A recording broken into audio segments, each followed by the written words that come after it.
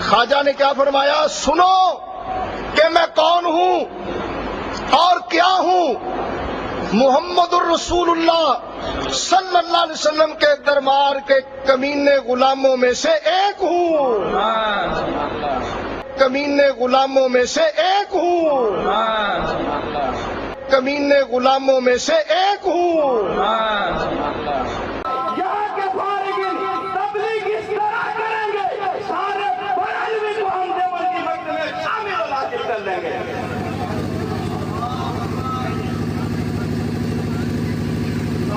نعرہ تکبیر، نعرہ رسالت، علماء اہل سنت۔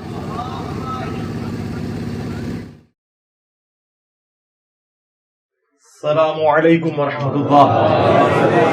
لا حول ولا قوة الا باللہ، حسبنا اللہ ونعم الوکیل۔ یا حی یا قیوم برحمتک استغیث، لا الہ الا انت سبحانک انی کنت من الظالمین۔ ربنا آتنا من لدنک رحمة وہیئ لنا من امرنا رشدا۔ اللہم صل علی محمد وعلى آل محمد وأصحاب محمد وأزواج محمد وأمة محمد أجمعين إلى يوم الدين آمين۔ الحمد لله رب العالمين والصلاة والسلام على سيد الأنبياء والمرسلين وعلى آله وأصحابه أجمعين إلى يوم الدين۔ الحمدللہ آج 24 دسمبر 2023 کو سنڈے کے دن ہمارا یہ پبلک سیشن نمبر 126 ہوگا انشاءاللہ تعالی۔ آپ کے یہ ریئل ٹائم سوالات پرچیوں کی شکل میں میرے پاس آ چکے ہیں، انشاءاللہ انہیں ہم بعد میں ڈسکس کریں گے۔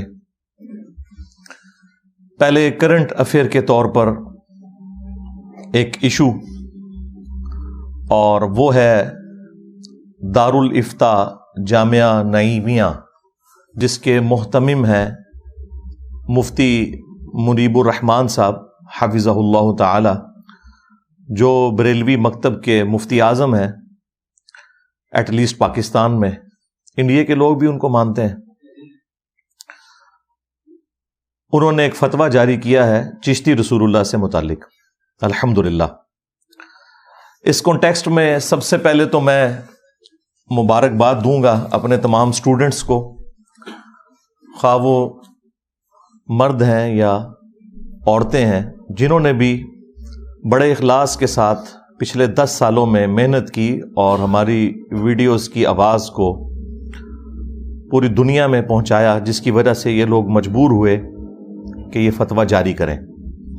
تو پہلا کریڈٹ اس کا اگر جاتا ہے کسی کو تو وہ ہمارے سٹوڈنٹس کو جاتا ہے، کیونکہ آپ کو یاد ہوگا کہ آج سے آلموسٹ 10 سال پہلے 23 فروری 2013 کو میں نے اپنی وہ ویڈیو ریکارڈ کروائی تھی، مسئلہ نمبر 71B، انڈیا اور پاکستان کے بزرگوں کی 19 گستاخانہ عبارات کا تحقیقی جائزہ۔ اس میں میں نے دیوبند اور بریلوی اور ایک آدھ حوالہ اہل حدیث کے حوالے سے بھی ہے، کیونکہ وہ کامن بزرگ ہیں دیوبند اور اہل حدیث کے، ان کے بزرگوں کی گستاخانہ عبارتیں ہائی لائٹ کی تھیں، اور بڑے احترام کے ساتھ صرف عبارتیں نقل کرنے کے بعد قرآن و سنت سے جو اوریجنل نظریہ ہے وہ بتایا تھا۔ اس کے بعد فتویٰ کسی پہ نہیں لگایا تھا، اور وہ بیسیکلی میرا ایک ریسرچ پیپر تھا، اندھا دھند پیروی کا انجام۔ اسی کو میں نے ویڈیو کی شکل میں ریکارڈ کروایا تھا 23 فروری 2013 کو۔ آج 24 دسمبر 2023 ہے، یعنی آلموسٹ آپ سمجھ لیں یہ 11 سال ہونے والے ہیں، 10 سال سے تو زیادہ ہی بنتا ہے۔ 18 دسمبر 2023 کو، یعنی آلموسٹ 6 دن پہلے، یہ فتویٰ مفتی منیب الرحمان صاحب کے مدرسے سے نکلا، اور اس پہ آلموسٹ 14 کے قریب علماء مزید ہیں جنہوں نے اپنے سگنیچرز کی ہیں۔ یہ فتویٰ یعنی ایک خوشائن چیز ہے، ہم اسے ویلکم کہتے ہیں، اور اپنے سٹوڈنٹس کے بعد اگر میں اس کا کریڈٹ کسی کو دیتا ہوں تو وہ خود مفتی منیب الرحمان صاحب ہیں حافظہ اللہ تعالی، کہ انہوں نے اس ضرورت کو محسوس کیا. ویسے تو دونوں معاملات میں ان کے لیے ایک امبیرسمنٹ تھی. اگر فتویٰ نہ دیتے تب بھی ظاہر ہے کہ لوگوں نے کہنا تھا کہ جی آپ قرآن و سنت کے علم بردار ہیں اور آپ کے سامنے واضح کفریہ عقائد آ رہے ہیں. دوسری طرف تو آپ کے بزرگ جو ہیں وہ تھانوی رسول اللہ کے حوالے سے اور باقی معاملات کے اندر حسام الحرمین میں احمد رضا بریلوی صاحب نے المتوفہ 1340 ہجری بمطابق 1921 ان کی ڈیتھ ہوئی. تو انہوں نے جو گستاخانہ عبارتیں دیوبند حضرات کی ہائی لائٹ کی تھی اور ان عبارات کے اوپر فتوے دیے تھے، تو یہ جب آپ کے اپنے گھر میں ایسی چیز نکلی ہے تو آپ لوگ خاموش کیوں ہیں؟ تو یہ فتویٰ آپ یہ نہ سمجھیں کہ انہوں نے خوشی سے دیا ہے، یہ مجبوراً دیا ہے، ان کی مجبوری ہے. اچھا، فتویٰ دے کر بھی ان کو نقصان ہوا ہے، لیکن وہ نقصان کم ہے. نقصان کیا ہوا ہے کہ اب وہ جب ان کے فتوے کو اپلوڈ کیا انہوں نے تو نیچے لوگوں نے کمنٹس کیے ہوئے تھے نیو اعلی حضرت انجینئر محمد علی مرزا. ظاہر ہے ہم نے تو اعلی حضرت کے نامکمل مشن کی تکمیل کی ہے. اعلی حضرت کو صرف دوسرے فرقوں کے بزرگوں کے اندر خامیاں نظر آتی تھی، ہم نے اعلی حضرت بھی جن بزرگوں کے ماننے والے ہیں ان کی چیزیں ہائی لائٹ کی ہیں. اور ابھی صرف ایک عبارت کے اوپر فتویٰ ہے، یہ ذہن میں رکھیے گا، یہ بھی 1% کام ہے، 99% کام ابھی باقی ہے. یہ نہ سمجھیں کہ یہ ایک فتویٰ دے کے تو ان کی جان چھوٹ گئی ہے. تمام عبارتوں کے اوپر فتویٰ چاہیے، اور وہ بھی انتہائی سنگین نوعیت کی عبارتیں ہیں. اور وہ عبارتیں وہ ہیں جن کا یہ لوگ دفاع بھی کرتے ہیں. ویسے تو اس کا بھی کرتے رہے، لیکن اس میں پھر بھی کوئی دو رائے تھی نا، ان عبارتوں کے حوالے سے تو یہ مکمل دفاع کرتے ہیں. اور میں نے ان کے جتنے بھی جھوٹے دفاع ہیں شتیہات کے نام کے اوپر یا مجنون کے نام کے اوپر یا جذب کے نام کے اوپر یا خاص حالت کے نام کے اوپر، یہ میں نے ساری کی ساری چیزیں ان کی الحمدللہ رد کی ہوئی ہیں. وہ ایک الگ سے ٹاپک ہے، وہ بارہا میں کر چکا ہوں. بہرحال کام ابھی بہت باقی ہے، لیکن سٹارٹ تو ہوا، اللہ کا شکر ہے. اور یہ میں سمجھتا ہوں کہ ہمارے اسٹوڈنٹس کی کامیابی ہے کہ انہوں نے اس کا رونا اتنا رویا ویڈیوز کی شکل میں، خواہ یوٹیوب کے اوپر ہو، ٹک ٹاک کے اوپر ہو، فیس بک کے اوپر ہو، اور چیزیں ہائی لائٹ کی کہ یہ لوگ مجبوراً اس لیول تک اترے، ورنہ یہ تو کسی کو کچھ سمجھتے ہی نہیں ہے. کیونکہ بیسیکلی یہ ان کا ترہ امتیاز تھا کہ دیوبند اور اہل حدیث گستاخ رسول ہیں اور بریلوی جو ہیں وہ عاشق رسول ہیں. تو اگر یہ گستاخی مانتے ہیں تو ان کے لیے ایک بہت بڑی تکلیف دہ چیز تھی. یہ آپ سمجھ سکتے ہیں اس تکلیف کو اگر غور و تفکر کریں کہ جو اس فرقے کا زوم تھا، جو اس فرقے کی تمکنت تھی، جس کی بنیاد کے اوپر یہ لوگ کھڑے تھے، وہ تو مر گیا. ہاں اور تمکنت تو مر گیا. ٹھیک ہے، تو اس اعتبار سے یہ ان کے لیے ڈیسیژن کرنا کوئی آسان کام نہیں تھا. لیکن بہرحال انہوں نے دو موتوں میں سے ایک موت قبول کر لی، یعنی وہ بھی موت تھی اگر فتویٰ نہ دیتے، فتویٰ دے کر بھی موت ہے. ظاہر ہے کہ پھر انہوں نے مان لیا کہ یہ انجینئر صاحب کی وجہ سے ہمیں چیزیں ہائی لائٹ ہوئی ہیں. اس سے پہلے تو ہم لوگوں نے گونگے شیطان بن کے نہ صرف خاموشی اختیار کی ہوئی تھی، بلکہ اہل حدیثوں کے ساتھ، دیوبند کے ساتھ جب ہمارے مناظرے ہوتے تھے تو ہم انہی عبارتوں کا دفاع کیا کرتے تھے.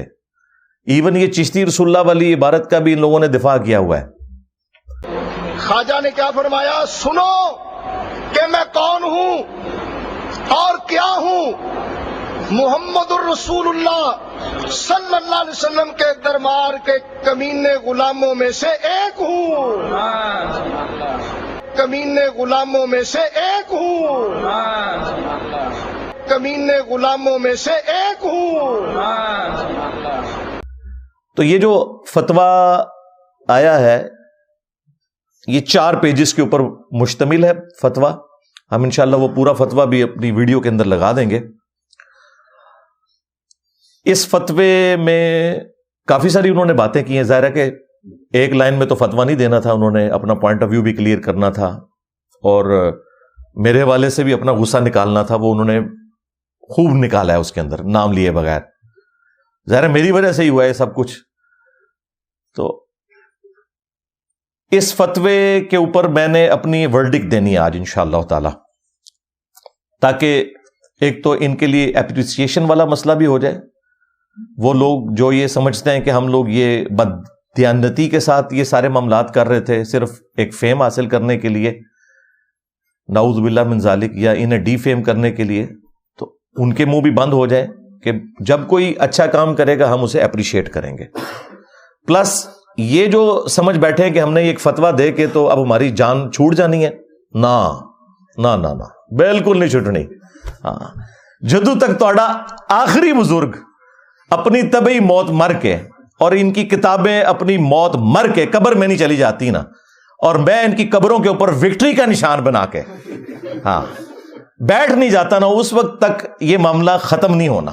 کیونکہ یہ ایک فتویٰ دے کے ایک عبارت کے اوپر جو باقی پوری کی پوری تصوف کی کتابوں میں گستاخانہ عبارتیں موجود ہیں رسول اللہ کے حوالے سے صلی اللہ علیہ وآلہ وسلم، اللہ تعالیٰ کے حوالے سے تو یہ شتیہات کا سہارا لے لیتے ہیں، اور وہ بھی ان کی ایک ڈھونگ ہے، ہم اسے نہیں مانتے.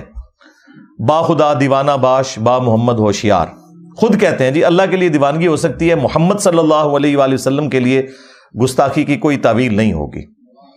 تو وہ میں انشاءاللہ تعالیٰ اسے بھی بریف کروں گا. 5 علمی پوائنٹس کی شکل میں انشاءاللہ اس فتوے کے جو کرٹیکل چیزیں ہیں ان کو میں انشاءاللہ ریبٹل کروں گا، اور اس کے بعد اپنی آخری گزارشات کچھ رکھوں گا اسی حوالے سے، اور اینڈ پہ جا کے میں وہ اپنا سیکرٹ بھی ویڈیو کے اندر ریویل کر دوں گا کہ یہ سب کچھ میں نے کیوں کیا، میں نے یہ راستہ کیوں اختیار کیا کہ ان کے بزرگوں کو اس طریقے سے ڈی فیم کر کے اور ان کے فرقے کو اس طریقے سے ڈیمیج پہنچایا جائے.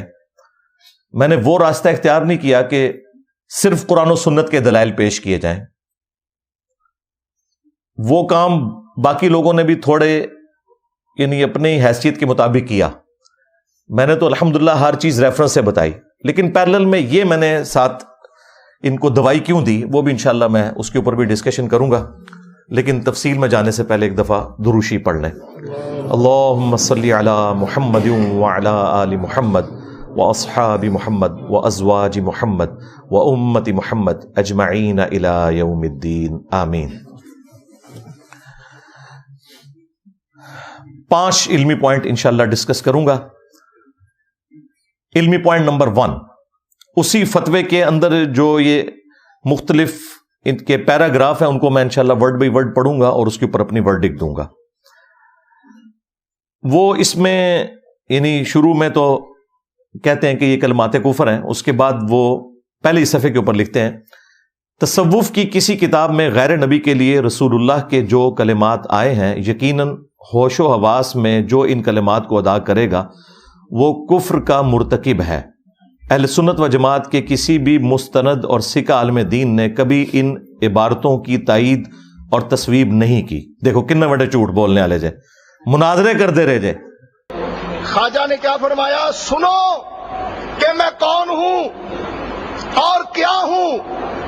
محمد الرسول اللہ صلی اللہ علیہ وسلم کے دربار کے کمینے غلاموں میں سے ایک ہوں، کمینے غلاموں میں سے ایک ہوں، کمینے غلاموں میں سے ایک ہوں. کوڑ مار دے ہو، پاگل سمجھا ہوا ہے عوام کو. بلکہ اس کا رد ہی کیا ہے. چنانچہ امام اہل سنت امام احمد بریلوی قادری ان کے والے سے انہوں نے فتاوی رضویہ سے نقل کیا ہے کہ وہ کہتے ہیں کہ اگر کوئی شخص یہ کہے کہ میں اللہ کا رسول ہوں یا فارسی میں کہے کہ میں پیغمبر ہوں تو وہ کافر ہو جائے گا. اب مجھے بتائیے کون سی راکٹ سائنس ہے جو اعلیٰ حضرت نے ہمیں سمجھا دی ہے؟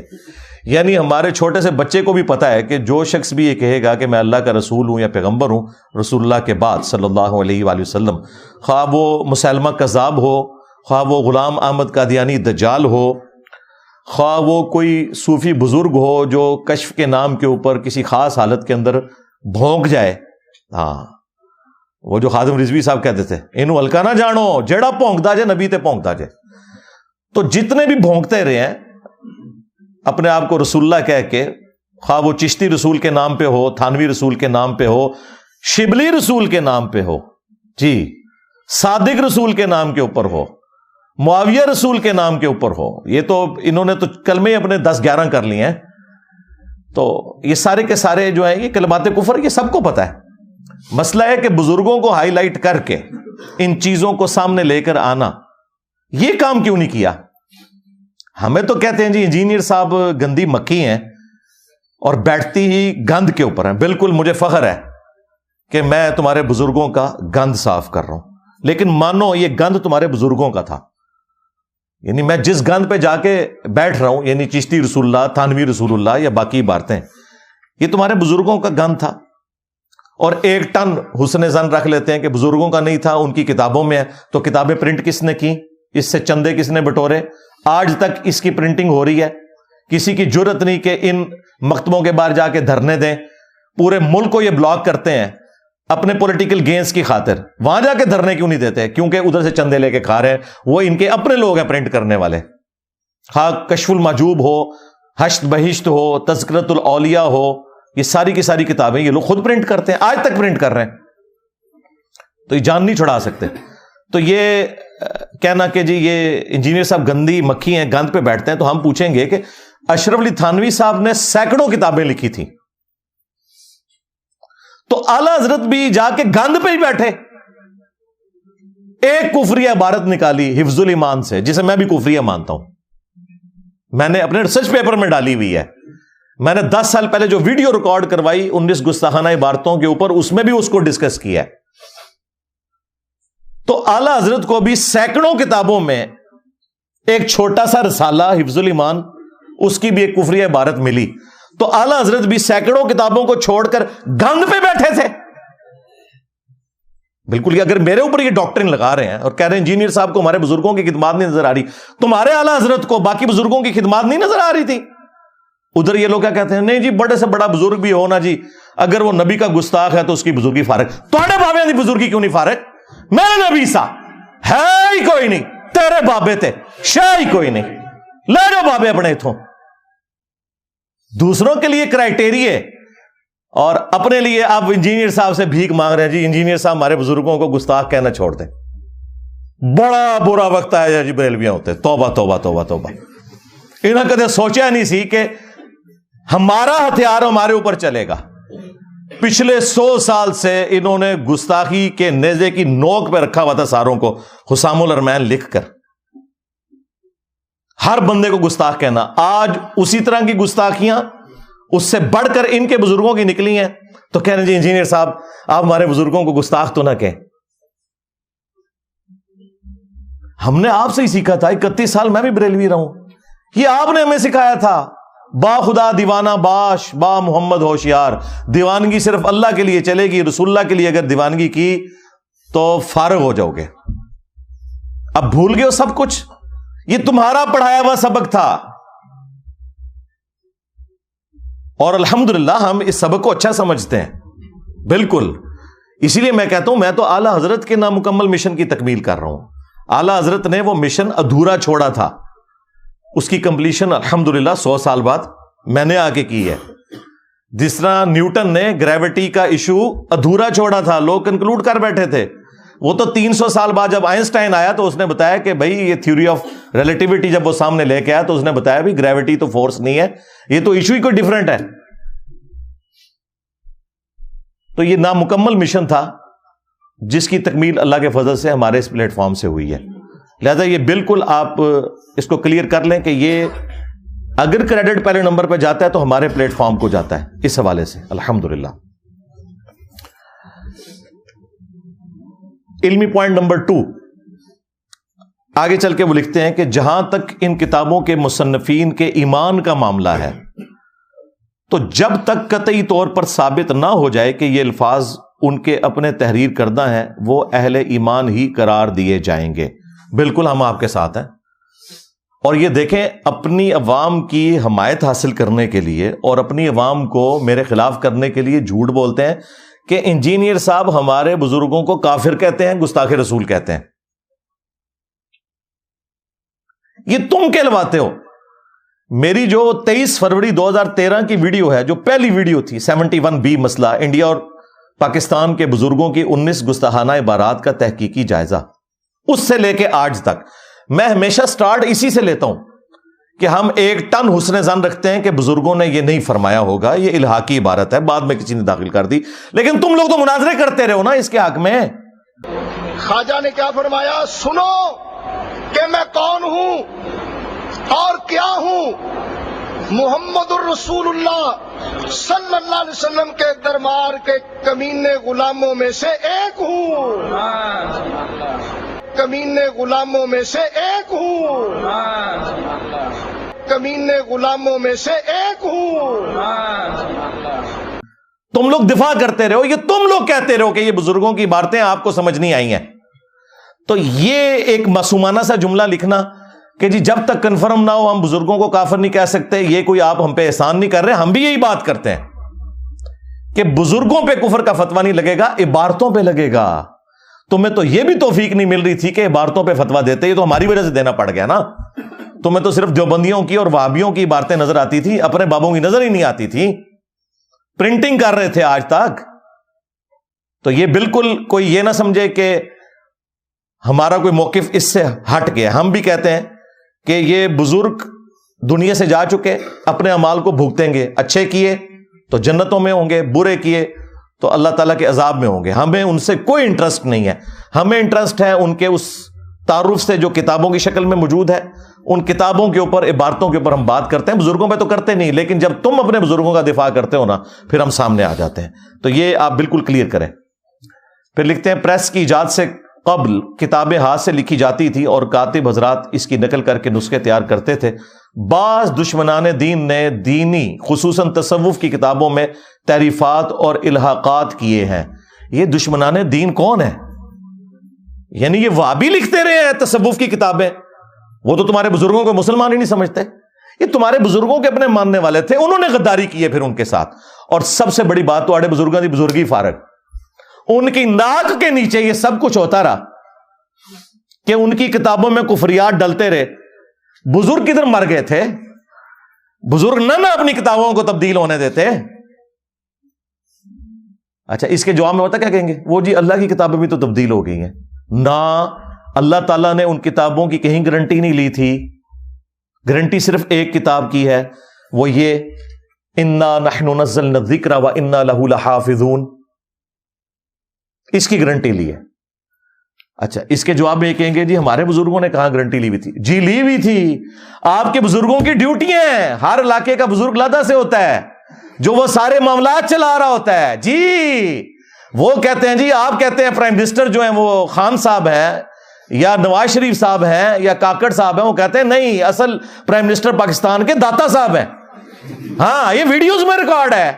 اسلامی جمہوریہ پاکستان, اس وطن میں ایک تو ہے ملکی حکمران جو بدلتے رہتے ہیں, مگر اس ملک کے روحانی تاجدار, اصل بادشاہ میرے داتا صاحب رحمت اللہ تعالی علیہ حضرت سیدنا علی بن عثمان حجویری المعروف سیدنا داتا گنج بخش رضی اللہ تعالی عنہ. تو پھر داتا صاحب سے ہی پوچھیں گے نا کہ سرکار کشف المحجوب کے اندر جو کفریات لکھے ہیں یہ کیوں داخل ہو گئے آپ کی کتابوں میں؟ ڈیوٹی پوری نہیں کی تھی. ہمارے وہ خادم رضوی صاحب بھی, بابا جی بھی کہا کرتے تھے نا کہ امام مالک فرماندے نے امت مر جائے. ہاں, امام مالک کہتے ہیں کہ امت مر جائے اگر نبی کی گستاخیاں ہو رہی ہیں اور امت وہ گستاخیاں نہیں روک رہی. امام مالک فرماتے تھے پھر امت زندہ کیوں ہے, پھر مر جائے ساری, پھر مر جائے ساری. پوری عالم اسلام اس وقت یا تو مر جائے, یا تو مر جائے سارا عالم اسلام, یا پھر حضور کی عزت پر پیر رکھ دے. بس دو باتوں میں سے ایک بات ہے. بس یا سارا اکٹھا ہو کے مر جائے تو یا پھر فرانس کو جواب دے. تو میں نے اس میں کہا تھا بابا جی رکو ذرا, صبر کرو, تیرے بابا کیوں نہ مر جان. غوث کتب ابدال جنہاں دی ڈیوٹیاں نے, انہوں نے اپنے نبی نے غداری کیوں کی تھی ہے؟ انہوں نے اپنے نبی کا کلمہ نہیں پڑھا ہوا کیا؟ ان غوث کتب ابدال جو تمہارے جعلی کلیم کیے ہوئے ہیں لیکن تمہارے نزدیک تو اصلی ہیں, انہوں نے اپنے نبی کا کلمہ نہیں پڑھا ہوا, یہ کیوں نہیں مر جائیں؟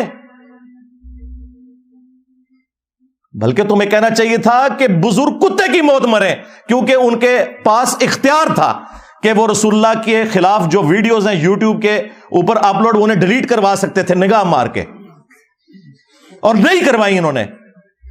واہ واہ, عزتیں اویل کی ہیں تم نے اللہ اور اس کے رسول کے نام کے اوپر، چندے بٹورے ہیں، خانقاہیں آباد کی ہیں، جدادیں بنائی ہیں اللہ اور اس کے رسول کے نام کے اوپر، عز وجل و صلی اللہ علیہ وآلہ وسلم، سواریاں سوار کی ہیں تم نے مکے اور مدینے کی آوازیں لگا کر، اور آج جب اسلام کے اوپر برا وقت آیا ہے تو تم سے کچھ بھی نہیں ہو رہا۔ تو پھر ہم تم سے پوچھیں گے کہ چندے حلال کیوں نہیں کر رہے ہو؟ تمہارے بزرگوں کی ڈیوٹیاں تھیں، تمہیں کہنا چاہیے پہلے بزرگ مر جائیں کہ رسول اللہ کی گستاخیاں ہو رہی ہیں، یہ نگاہ مار کے کچھ نہیں کر رہے۔ اللہ نے کچھ نہیں کرنا۔ ہاں، وہ ابراہ کا لشکر ایک ہی دفعہ اللہ نے ہلاک کیا تھا، اس سال کو یادگار بنانا تھا کیونکہ اس سال رسول اللہ صلی اللہ علیہ وآلہ وسلم کی ولادت ہونی تھی۔ اس کے بعد یزید کے دور میں، عبد الملک بن مروان کے دور کے اندر کعبے کے اوپر چڑھائی ہوئی ہے، مسجد نبوی کی توہین ہوئی ہے، اللہ تعالیٰ نے دنیا کو بقدر ایفرٹ چھوڑا ہوا ہے۔ یہ بات بالکل درست ہے کہ امت کا کام ہے کہ وہ کام کرے، لیکن امت میں تو بڑے یہ ہیں نا، ان کے غوث کتب ابدال جو نگاہیں مار سکتے ہیں، اس کا مطلب ہے یہ سارا فراڈ ہے، کچھ بھی نہیں کوئی کر سکتا۔ دیکھو تم لوگوں نے 1200 سال سے امت کو ٹرک کی بتی کے پیچھے لگایا ہوا تھا، اور ان کی کتنی دھاگ بٹھائی ہوئی تھی، جو نگاہ مار کے تینج کر دیتے ہیں۔ کتنے نے ہونا؟ آپ مر گئے نا، کیوں نہیں گستاخانہ ویڈیوز ڈیلیٹ کرواتے؟ اپنی کتابوں میں جو گستاخانہ عبارتیں ہیں یہ ان کے بعد ان کے کاتبین لکھتے رہے، یہ یا خود لکھواتے رہے، واللہ عالم، ہمیں نہیں پتا، ہم نہ ادھر کی طرف کھڑے ہوتے ہیں نہ ادھر کی طرف، چلے حسن ظن رکھ لیتے ہیں، بعد کے لوگوں نے کیا ہے۔ تو یہ بابے کدھر بھر گئے؟ ان کا کام نہیں تھا کہ اپنی نوکری حلال کرتے؟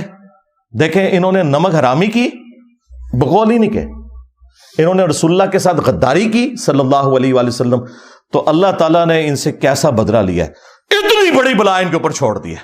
میرے نبی سا ہے ہی کوئی نہیں، تیرے بابے تھے شے ہی کوئی نہیں۔ اچھا، اب یہاں پہ میں ایک اور چیز بھی عرض کر دوں کہ یہ جو ان کا دھوکہ ہے نا کہ جی جو عبارتیں ہمارے بزرگوں کی کفریات ہیں یہ بعد میں شامل کر دی ہیں، تو آپ صرف ان کتابوں سے وہ باتیں لے لیں جو قرآن و سنت کے مطابق ہیں، باقیوں کو چھوڑ دیں۔ ہم کیوں لیں ان کتابوں سے؟ کیا آپ غلام احمد قادیانی دجال کی کتابوں کے بارے میں بھی یہ بات کریں گے کہ اس میں جو قرآن و سنت کے مطابق ہے وہ لے لو اور باقی چھوڑ دو؟ کہیں گے نہیں، اس کی گمراہی تو مسلمہ ہے۔ تو آپ کے بزرگوں کی بھی جو انٹروڈکشن ہے، ان کا جو تعارف ہے، وہ انہی کتابوں سے ہے، یہ ذہن میں رکھیے گا۔ If there is no کشف المحجوب there is no علی بن عثمان حجویری۔ اگر کشف المحجوب ختم ہوتی ہے نا تو علی حجویری نام کی کوئی شخصیت نہیں ہے۔ ویسے آپ نام دے کے کوئی بھی بزرگ کھڑا کر لیں، ان بزرگوں کی دھونس، ان کے مراتب، آپ نے جس چیز کے اوپر کلیم کیے تھے وہ ان کی کتابیں تھیں۔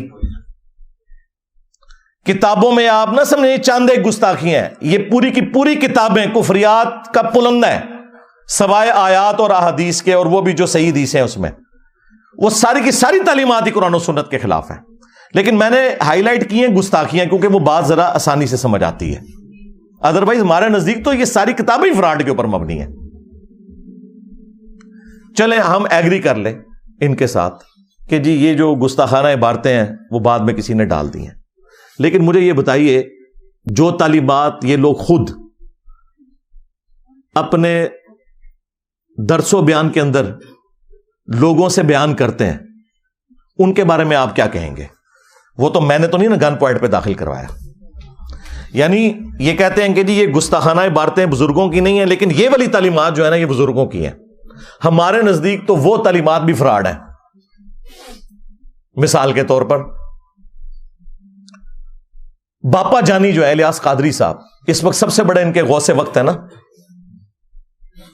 انہوں نے شیخ عبد القادر جیلانی المتوفا 561 ہجری سے متعلق ایک کتابچہ لکھا ہے، جنات کا بادشاہ، وہ چینی جن والا، وہ چینی جن جس میں وہ واقعہ بھی ہے۔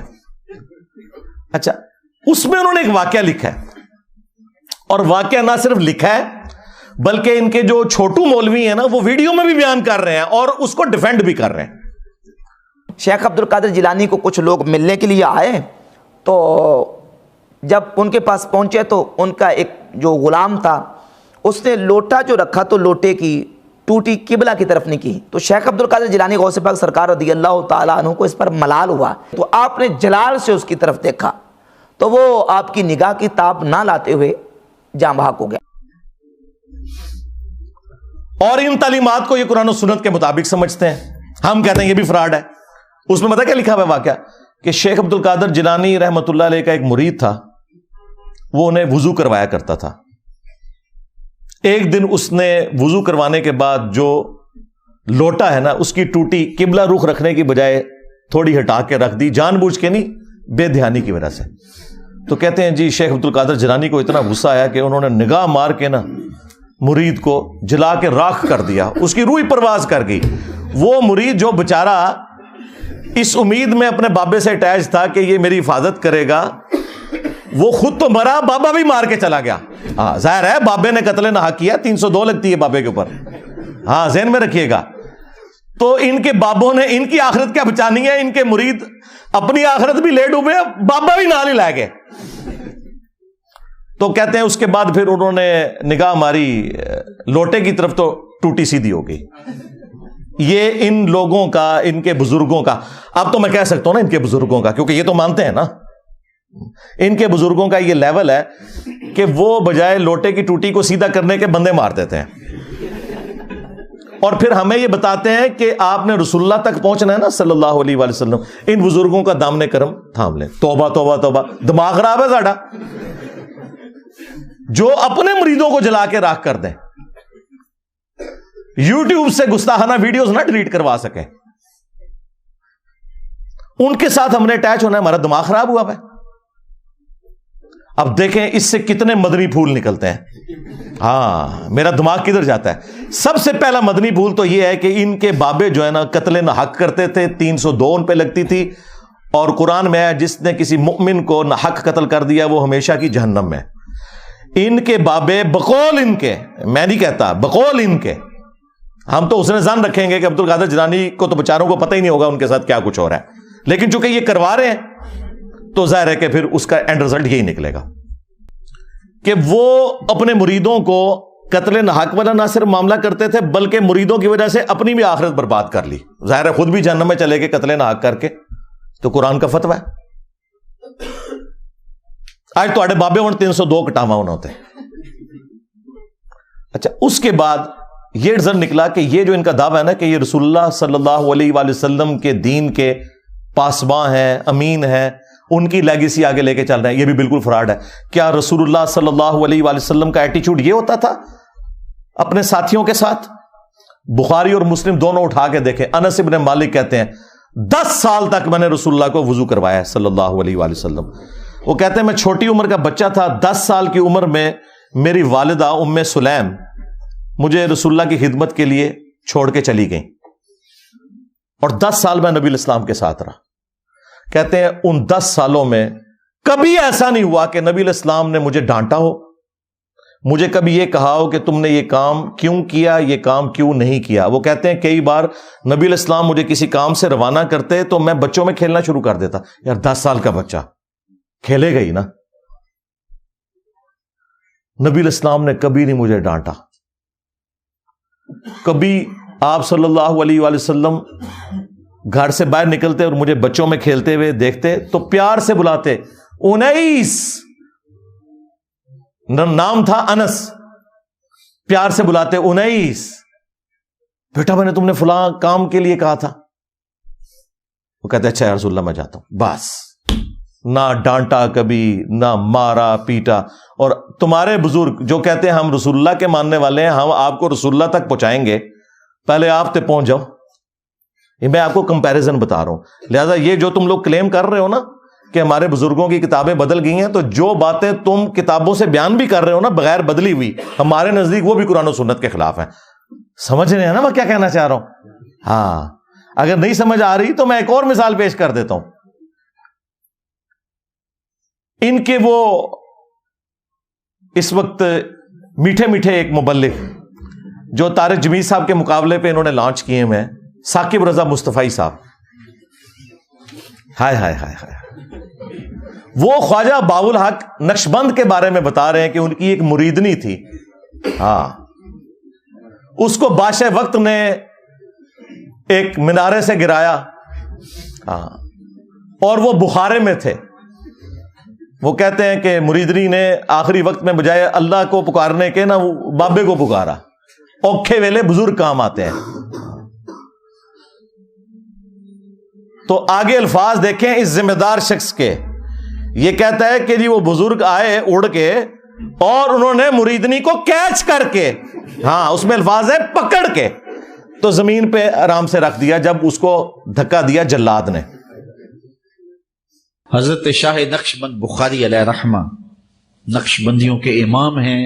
آپ کابل میں تشریف لائے تو بادشاہ کے گھر میں کام کرنے والی ایک خاتون آپ سے روحانی نسبت قائم کر لیتی ہے. جو اس کی ہم منصب تھیں انہوں نے اس سے حسد کیا اور بادشاہ کے گھر کا زیور چوری کر کے اس پر الزام دھر دیا اور گواہیاں بھی دے دی. بادشاہ کو بڑا غصہ آیا. اس نے کوئی بات سنے بغیر کہا کہ اس کو لے جاؤ اور محل کی چھت سے اوپر گرا دو. خیر اس کو چھت پہ لے گئے. جب پھینکنے لگے تو اس کے دل میں خیال آیا وہ کسی نے بتایا تھا کہ اوکھے ویلے بزرگ کام آتے ہیں، تو اس سے بڑھ کر اوکھا ویلا ہو کیا سکتا ہے.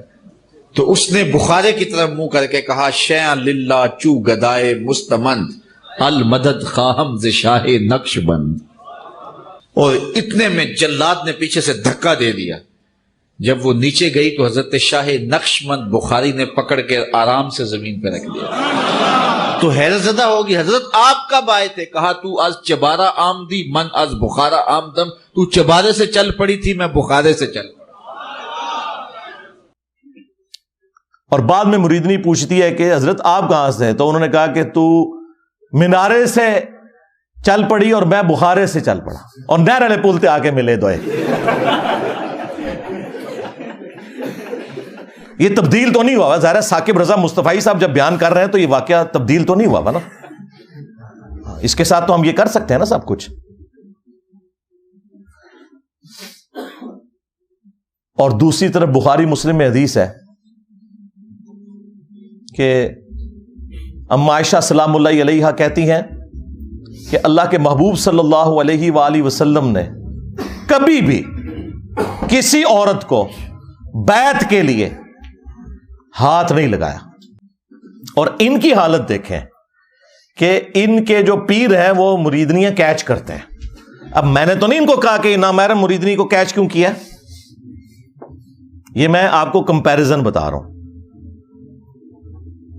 اس کے بعد ایک اور واقعہ جو بڑا مشہور کیا ہوا انہوں نے، وہ کہتے ہیں کہ جی ابو الحسن خرقانی جو تھے نا، جو بایزید کے خلیفہ تھے، وہ خلیفہ بھی جا کے قبر پہ ہی ہوئے ہیں، مطلب ان کے مرنے کے بعد تو وہ پیدا ہو رہا ہے بندہ. تو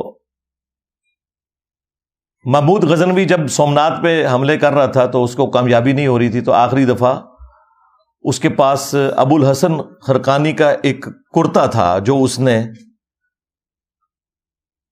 اللہ کے حضور توسل کے طور پر پیش کرتے ہوئے دعا کی اور اسے فتح ہو گئی.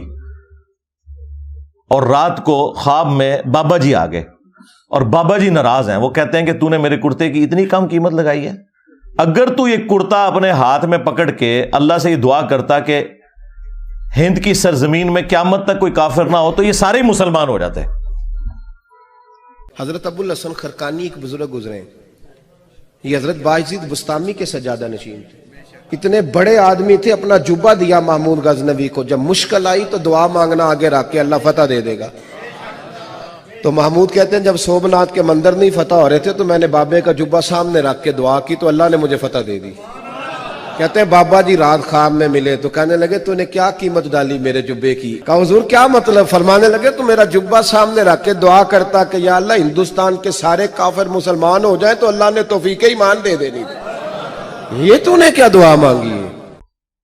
یہ تعلیمات بتاتے ہیں اور پھر سبحان اللہ پڑھتے ہیں. اور یہ واقعہ تذکرۃ الاولیاء کے اندر بھی لکھا ہوا ہے شیخ فرید الدین عطار نے. اب یہ واقعات بیان کرتے ہیں تو ہم اس کے مقابلے میں انہیں بتائیں گے کہ بھائی اگر ان کرتوں سے کوئی فرق پڑتا تو اس کائنات میں سب سے عظیم کرتا تو رسول اللہ کا ہے صلی اللہ علیہ وآلہ وسلم. صحیح مسلم میں حدیث ہے اسما بنت ابی بکر نے نبی الاسلام کا کسروانی طیالسی ایک کالا جبہ وہ نکالا اور انہوں نے بتایا کہ یہ وہ جبہ ہے جو نبی الاسلام پہنا کرتے تھے اور اس کے دھون کو ہم مریضوں کے لیے شفا کے طور پر استعمال کرتے ہیں۔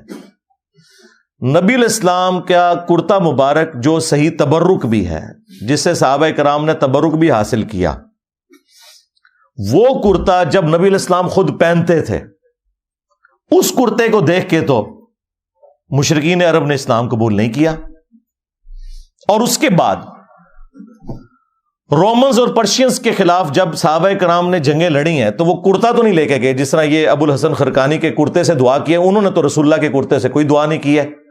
وہاں تو 8,500 صحابہ اور تابعین شہید ہوئے ہیں جنگ قادسیہ میں، ہاتھیوں کے نیچے بھی آئے کئی، تب جا کے وہ پرشین امپائر جو ہے وہ مسلمانوں کے پاس آئی ہے، اور جنگ یرموک میں بھی ہزاروں صحابہ اور تابعین شہید ہوئے ہیں، تب جا کے رومن امپائر کی کمر ٹوٹی ہے۔ ادھر تو کوئی کرتے نہیں لے کے گئے، سب کہانیاں بنائی ہوئی ہیں۔ پھر ہمارے وہ جو مرشد ہیں مصباحی صاحب، ہاں، اب مصباحی صاحب جو کچھ بیان کر رہے ہیں بزرگ ہی لکھ کے گئے ہوئے ہیں، یہ کشف المجوب میں واقعہ لکھا ہوا ہے، اوپر دیکھا تو سونا، نیچے دیکھا تو سونا، درخت سارے کا سارا سونے کا اور پتے سونے کے اور جڑیں بھی، ہاں نا، اینڈ تک کہتے ہیں ہاں نا، یعنی میں بھی ہوتا ہی سا، ہاں یہی مطلب ہوتا ہے نا۔ داتا حضور کشف المحجوب میں لکھتے ہیں یہ فکرے ان کی زبان سے تب ادا ہوئے جب اس درخت کے نیچے تھے جس کے اوپر میں چڑھا ہوا تھا۔ آپ فرماتے خدا کی عزت و عظمت کی قسم، پورا درخت، اس کی ٹہنیاں، اس کا تنا، اس کی جڑیں بھی سونے کی ہو گئی، سارا، ہاں سارے سونے کا ہو گیا۔ اب وہ جو ہے نا وہ مٹی اٹھانے کے لیے نیچے ہوا، تو نیچے دیکھا تو زمین سونے کی، زمین سونے کی ہے۔ یہ کیا ہوا؟ دائیں دیکھا تو سونا، بائیں دیکھا تو سونا، آگے دیکھا تو سونا، پیچھے دیکھا تو سونا۔ اب بابا جی نے کام کیا تھا، کیوں نہیں مٹی دیا ٹیماں پھڑان دیا، اور کرتا حضور کہاں سے پکڑاؤں، مٹی ہے ہی نہیں، جہاں تک نظر جاتی سونا ہی سونا ہے۔ بابا جی ایک سوال ہے بابا جی، اگر آپ ہوا میں سونا نکال سکتے ہیں بابا جی تو دیش کی غریبی کیوں نہیں مٹا دیتے بابا؟ جواب بابا جی، جب آپ خود سونا نکال سکتے ہو تو ہم لوگوں سے چندہ کیوں لیتے ہو بابا جی؟ جواب ہری اوم، ہری اوم، ہری اوم۔ یہ رانگ نمبر ہے، یہ رانگ نمبر ہے۔ تو یہ وہ تعلیمات ہیں جو ان کے بزرگوں کی کتابوں میں لکھی ہیں، یہ ڈیفینڈ کر رہے ہیں۔ ہم اس کے جواب میں پھر آپ سے نہ پوچھیں کہ تم بزرگوں کے بارے میں کلیم کر رہے ہو کہ وہ نیچے دیکھتے تھے سونا بنا دیتے تھے، درختوں کو سونے کا بنا دیتے تھے۔ خدا کے لیے سورہ بنی اسرائیل کے اندر جو کافروں نے رسول اللہ صلی اللہ علیہ وآلہ وسلم سے 9 معجزات مانگے تھے نا، ان میں سے ایک معجزہ یہ بھی تھا کہ اس کا کوئی سونے کا گھر بن جائے، تب اسے پیغمبر مانیں گے۔ تو اللہ تعالیٰ نے پتہ اس کے جواب میں کیا کہا کہ تم فرماؤ میں تو بشر ہوں، رسول ہوں، اللہ کا پیغام پہنچانے والا ہوں، یہ اللہ کے اختیار میں ہے۔ رسول اللہ صلی اللہ علیہ وآلہ وسلم کے لیے تو اوپر دیکھیں تو سونا، نیچے دیکھیں تو سونا تو نہیں ہوا، جہاں پہ نبوت بھی سٹیک پہ لگی ہوئی تھی اس حوالے سے کہ کافر وہ ڈیمانڈ کر رہے تھے معجزہ۔ تیرے بزرگوں کا اتنا مقام ہو گیا کہ ان کے لیے بعد میں یہ ساری چیزیں سونے کی بن جائیں گی۔ چلیں اس کے بارے میں کوئی کہہ لے گا جی وہ اللہ تعالیٰ کی مشیت یہ تھی کہ کافروں کو معجزے کے طور پہ یہ چیز نہیں دکھانی، صرف قرآن ہی معجزہ ہے۔ چلیں آگے چلتے ہیں۔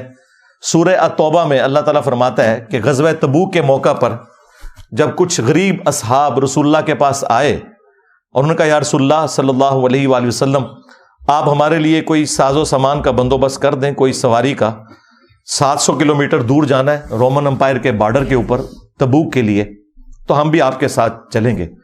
تو نبی الاسلام نے فرمایا کہ میں اپنے پاس کوئی ایسی چیز نہیں پاتا کہ میں تمہاری اس حوالے سے کوئی مدد کر سکوں، نہ سواری کے طور پہ نہ ساز و سامان کے طور پر۔ اے نبی تم دیکھتے ہو کہ یہ تم سے اس حال میں واپس پلٹتے ہیں کہ ان کی آنکھیں آنسوؤں سے تر ہوتی ہیں، اس غم کے سبب کہ وہ اپنے نبی کے ساتھ قتال میں شامل نہیں ہو سکیں گے۔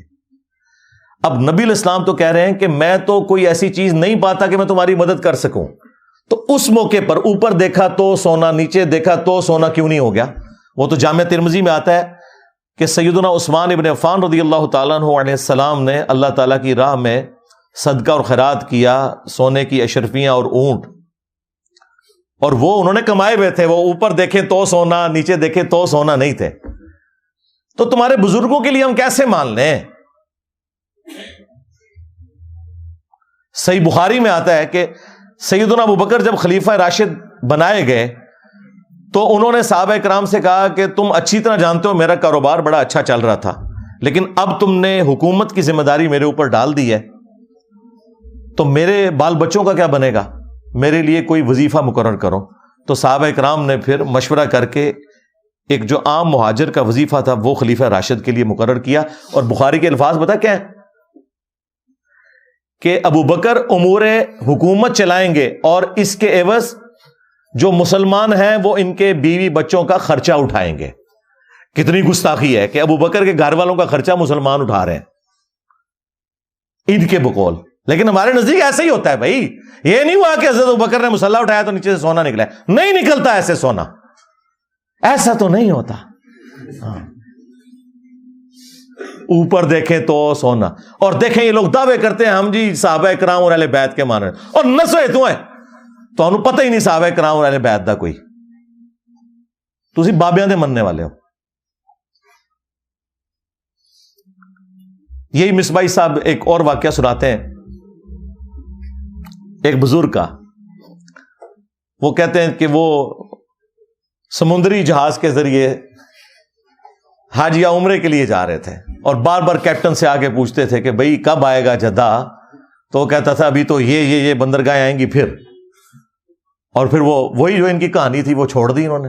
وہ کہتے ہیں کہ جی وہ بزرگ جو ہیں وہ انہوں نے اپنی کرامت دکھائی، اور نے کہا جی کیپٹن صاحب لو پھر جدہ آ گیا جی۔ ہمارے بزرگوں نے کوئی لطیفے نہیں لکھے جی، یہ کتاب ہے تذکرہ غوثیہ، یہ غوث علی شاہ صاحب رحمۃ اللہ تعالی کے ملفوظات۔ فرماتے ہیں میں حج کرنے کے لیے گیا اور میں بمبئی بندرگاہ سے بحری جہاز پہ بیٹھا، کہتے اسی طرح جہاز بمبئی بندرگاہ سے نکلا، تھوڑا سا جہاز آگے گیا ہوگا تو ایک بابا جی آ گئے اور آ کے میرے والد صاحب کو کہتے ہیں مولوی صاحب یہ تو بتائیں جدہ کب آئے گا؟ تو کہتے ہیں میرے والد صاحب مسکرا کے کہنے لگے بزرگو وہ یہ تو جہاز بمبئی بندرگاہ تو چلے ہے 11 دن لگنے نے پھر جدہ آئے گا۔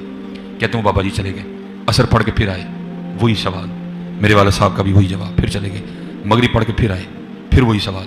کس دفعہ میرے والد صاحب بھی غصے میں آ گئے، کہنے لگے بابا جی گل نہ کریے، بار بار نہ ہو میرے کا، میں تو 11 دن تو پہلے لیا نہیں سکتا، جو تسی لیا سکتے ہو تو لے آؤ۔ کہتے ہیں وہ بابا جی میرے والد صاحب کو کہتے ہیں پھر سب سے پہلے کون سی بندرگاہ آئے گی؟ کہتے ہیں میرے والد صاحب نے کہا مخا، پھر کون سی آئے گی؟ حدیدہ، پھر کون سی آئے گی؟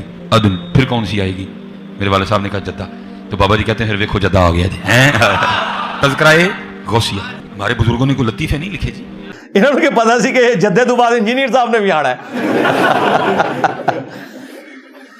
اتنا بڑا بلنڈر بابے سے ہو گیا۔ یہی میں کہتا ہوں ان بابوں کو نہ قرآن کا پتہ، نہ سنت کا پتہ، نہ ان کو نماز ٹھیک آتی ہے، نہ انہیں زکوٰۃ کے مسائل پتہ ہے، نہ انہیں حج کے مسائل پتہ ہے۔ اتنی بڑی خرابی ہو گئی کہ جو احرام باندھنے کی جگہ تھی میقات، وہ یہ سب کانٹیننٹ سے وہ جا رہے تھے، وہ کہہ رہے تھے کہ یہ اس طرف سے جا رہے تھے۔ یلملم ایک جگہ آتی ہے جو جدے سے بہت پہلے آتی ہے، ایون جہاز کے پائلٹ کو بھی پتا ہے، آپ عمرے کے لیے جائیں وہ اناؤنسمنٹ کرتے ہیں کہ یلملم آنے والا ہے، اگر کسی نے احرام نہیں باندھا ہوا یا احرام باندھا ابھی تک نیت نہیں کی تو نیت کر لے، کیونکہ اس کے بعد تو دم واجب ہو جائے گا۔ ان کے بابے نے ڈائریکٹ جدے پہنچا دیا جہاز، وہ کوئی نہیں پہنچا، کہانی پہ کراندہ جائے۔ لیکن چلو یہ تو کہتے ہیں نا پہنچا، ہم کہتے ہیں جس بابے کو مسائل نہیں پتا پکڑ کے مفت میں پورے کے پورے بحری جہاز کے اوپر جو ہے نا وہ دم واجب کروا دیا۔ سینکڑوں لوگ سوار ہیں، سینکڑوں بیڑے آپ جا کے ڈھونڈے، یعنی نیکی کی تھی کہ الٹا مصیبت ہی پا چھڑے، اور یہ شوق سے بیان کرتے ہیں، یعنی پورے جہاز کو اڑا کے وہاں پہ پہنچا دیا۔ یہ نا جہاز تو اڈگل بنیا تھے کوئی نہیں، ہاں نہ تم سے سٹیم انجن بنا، نہ تم سے ہوائی جہاز بنا، پوری زندگی تمہارے بزرگ مکے مدینے جاتے رہے، ٹھیک ہے، کسی کو تیل نظر نہیں آیا۔ تیل جا کے 1960 میں جا کے جو ہے وہ ارامکو کمپنی جو امریکہ کی، انہوں نے جا کے وہاں پہ نکالا تیل، تو بزرگ کدھر رہے؟ سب کہانیاں کراتے رہے۔ اچھا اب میں آپ کو بتاؤں، مسلم شریف میں لکھا ہوا ہے، بنو سلمہ ایک چوراہے پر کھڑے ہوئے تھے، نبی علیہ السلام پاس سے گزرے، آپ صلی اللہ علیہ وآلہ وسلم نے پوچھا کس لیے کھڑے ہو؟ تو انہوں نے کہا یا رسول اللہ ہم دور گاؤں ایریا سے آتے ہیں تو نماز میں لیٹ ہو جاتے ہیں، ہم نے ارادہ کیا کہ ہم مسجد نبوی شریف کے پاس مدینہ شریف میں ہی شفٹ ہو جاتے ہیں تاکہ نماز پہ ہم ٹائملی پہنچ جائیں. تو آپ صلی اللہ علیہ وآلہ وسلم نے فرمایا کہ تم لوگ جتنے قدم چل کے آتے ہو نا تو اتنا ثواب تمہارے نامہ اعمال میں لکھا جاتا ہے. تو پھر بنو سلمہ نے مدینہ شریف میں شفٹ ہونے کا ارادہ ترک کر دیا. آپ مجھے بتائیں اس وقت رسول اللہ نے یہ مشورہ کیوں نہیں دیا کہ اڑ کے آ جایا کرو, بعد میں بابے جو اڑیں گے. او بھائی کوئی نہیں تھا اڑتا, اس کا مطلب صحابہ کرام کو ایکٹنگ بھی نہیں کر رہے تھے, وہ نہیں اڑ سکتے تھے بےچارے, اسی لیے مدینہ شریف شفٹ ہو رہے تھے. یہ ہے کتابوں کا دین. یہ میں آپ کو کمپیریزن ساتھ ساتھ اس لیے کروا رہا ہوں تاکہ آپ کو پتا چلے کہ مرنے سے پہلے اے مسلمان کر لے اس پہ غور. کتابوں کا خدا اور ہے, بابوں کا خدا اور. اگرچہ بابے بھی اسی خدا کو مانتے ہیں لیکن یہ کوالٹیز بالکل ڈیفرنٹ ہیں. قرآن و سنت میں آئی ہوئی تعلیمات بالکل ڈیفرنٹ ہیں. اس طرح کی تعلیمات یہ لوگ پبلک کے اندر مشہور کر رہے ہوتے ہیں. اگلے دنوں وہ باپا جانی کی ایک ویڈیو, اس کے اوپر ان کے جو سینکڑوں ہزاروں مریدین سبحان اللہ پڑھ رہے ہیں. وہ کہہ رہے ہیں جی ہمارے ایک مفتی تھے دعوت اسلامی کے, تو وہ فوت ہو گئے.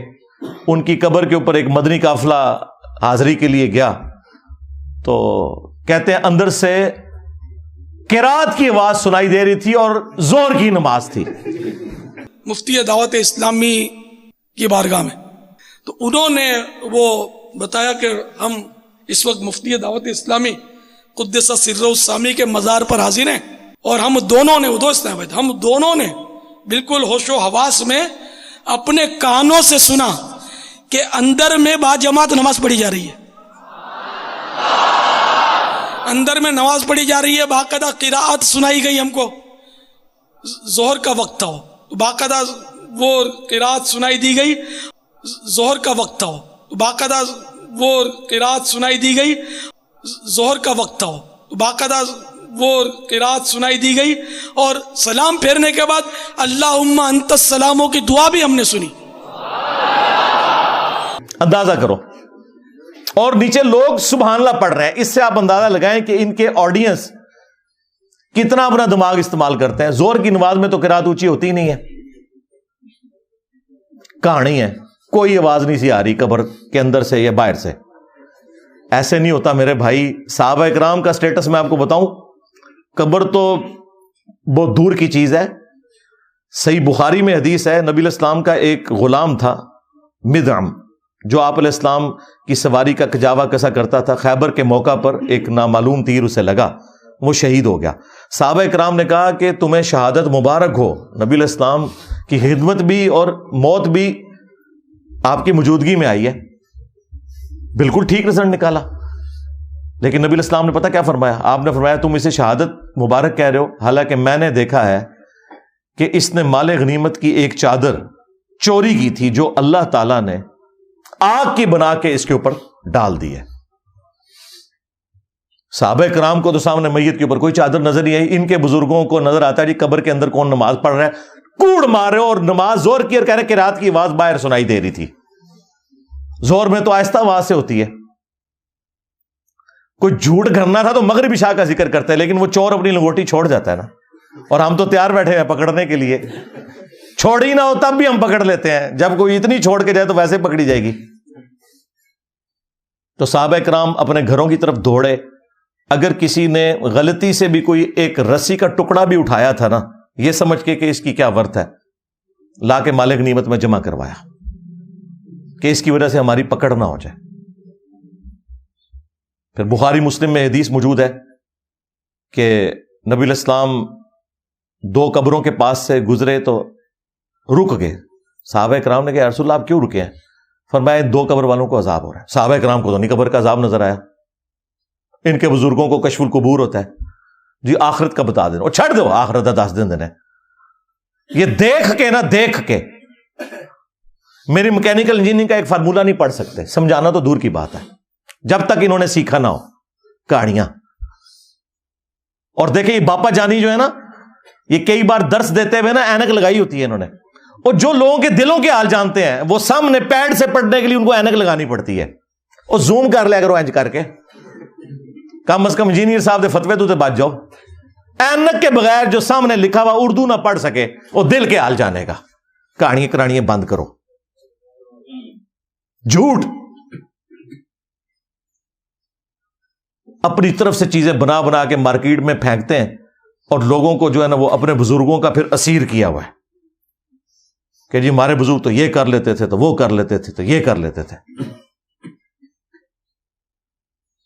تو نبی الاسلام نے کہا ان 2 قبر والوں کو عذاب ہو رہا ہے. ان میں سے ایک چگلی کھاتا تھا, دوسرا پیشاب کے چھینٹوں سے نہیں بچتا تھا. آپ نے پھر ایک درخت کی ٹہنی توڑ کے اس کے 2 حصے کیے, اس پہ لگائے اور فرمایا جب تک یہ ہری رہیں گی ان کے عذاب میں تخفیف ہوگی نبی الاسلام کی دعا کی برکت سے.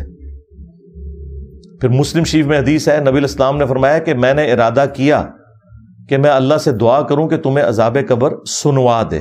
دیکھ تو کوئی سکتا ہی نہیں, لیکن پھر میں اپنے اس ارادے سے پیچھے ہٹ گیا. مجھے خدشہ ہوا کہ تم اگر عذاب قبر سن لو تو اپنے مردوں کو دفنانا ہی چھوڑ دو گے, اتنا خوف کھا جاؤ گے. صحابہ اکرام کو تو عذاب قبر دیکھنا تو دور کی بات, نبی الاسلام کہتے ہیں تمہیں تو سنوایا بھی نہیں جائے گا, اور یہ لوگ اپنے بزرگوں کے بارے میں کلیم کرتے ہیں. سب کہانیاں بنائی ہوئی ہیں, جھوٹ ہے. جھوٹ بولو اور بولو, بولتے جاؤ, اسی لپیٹتے جاؤں گے تھوڑی. اینڈ ریڈی نے گچھی انہوں آگ لا دیں گے قرآن و سنت کے دلائل سامنے رکھ کے. کہانیاں بنائی ہوئی ہیں, جھوٹ پہ جھوٹ بولتے جاتے ہیں. تو یہ وہ تعلیمات میں آپ کو بتا رہا ہوں موٹی موٹی جو ان کے کلیم ہیں. اور جی بزرگ تھے تو وہ ان کا ایک مرید تھا, اس کی بیوی حافظ قرآن تھی, وہ بیچارہ کوہرا تھا, وہ پریشان ہو گیا. بیوی نے کہا میرے نڑے نہ لگے جو تک تو بھی حافظ نہ بنے. تو ٹائم قیامت تک کی. وہ جناب پریشان ہو کے پیر صاحب کے پاس پہنچا. پیر صاحب نے کہا جی کہ جی صبح, اور یہ وہ واقعات جو انہوں نے کتابوں میں لکھے ہوئے ہیں, بیان کرتے ہیں, یہ وہ ہیں جو تبدیل نہیں ہوئی ہوئی, یہ وہ چیزیں نے. کہتے ہیں جی وہ پیر صاحب نے صبح کے وقت جب سلام پھیرا فجر کی نماز میں, دائیں طرف جتنے تھے حافظ قرآن بن گئے, بائیں طرف جتنے تھے ناظرہ بن گئے. اور لوگ کہتے ہیں سبحان اللہ. اس طرح کوئی حافظ قرآن بنتا ہوتا تو صحابہ صفا کا جو چبوترا ہے 155 صحابہ کا, ان میں سے جو احادیث روایت کرنے والے صحابہ ہیں وہ تو چند ایک ہیں. حضرت ابو ہریرہ رضی اللہ تعالیٰ عنہ, اور ان کے لیے بھی خاص دعا تھی, بخاری مسلم میں آئی. تو وہ حدیثیں نہیں بھولتے تھے. وہ کہتے ہیں میں بھول جاتا تھا, پھر حضور نے میرے لیے دعا کی, میں پھر جو بھی نبی الاسلام سے سنتا تھا یاد کرتا تھا. لیکن انہوں نے بھی یہ نہیں ہوا کہ نبی الاسلام نے کوئی دائیں طرف سلام پھیرا تو ان کو ساری حدیثیں یاد ہو گئی ہیں, محنت سے یاد کی ہیں بعد میں بھی. یہ میں آپ کو فرق بتا رہا ہوں. ورنہ یہ اتنے لوگوں کی نبی الاسلام تعلیم کا اہتمام کیوں کرتے تھے؟ حتیٰ کہ مسند احمد میں آیا کہ غزوہ بدر کے جو قیدی تھے کافر, وہ چھوڑنے کے لیے یہ ان کے لیے فدیہ مقرر کیا گیا, جن کے پاس پیسے نہیں تھے, کہ تم لوگ مسلمانوں کو لکھنا پڑھنا سکھا دو. نبی علیہ السلام نے تو نہیں کہا کہ جس نے لکھنا پڑھنا سیکھنا ہے میرے پیچھے نماز نیت کرے, دائیں طرف سلام پھیروں گا سارے حافظ ہو جائیں گے, بائیں طرف سارے ناظرہ ہو جائیں گے. اس کا مطلب ہے کہ جو کچھ تم اپنے بزرگوں کے بارے میں کلیم کر رہے ہو نا, واقعات, وہ سب کے سب خود فراڈ کے اوپر مبنی ہے. ہم جو تم لوگ صحیح بیان کرتے ہو نا وہ بھی صحیح ماننے کے لیے تیار نہیں. جی شیخ عبد القادر جیلانی نے فرمایا کہ میرے سلسلے میں جو بھی داخل ہو گیا تو اللہ تعالیٰ نے مجھ سے گارنٹی مجھے دی ہے. اندازہ کرے غیر پیغمبر جو 500 سال بعد آیا اس کے بارے میں کلیم کر رہے ہیں, اللہ نے اسے گارنٹی دے دی ہے. رسول اللہ کے بعد جو کہہ رہے ہیں مجھے اللہ نے گارنٹی دی ہے, تو سمجھ لو کہ اے مسلمہ کذاب دا چھوٹا پراج ہے, خواہ غلام قادیانی دجال ہے یا کوئی اور ہے. ہم نہیں کہتے کہ عبد القادر جیلانی نے یہ کہا ہوگا, لیکن ان کی ضد ہے. ہم کہتے ہیں اگر ضد ہے تو لو سامو, پھر فتوا لو ساڈے کو.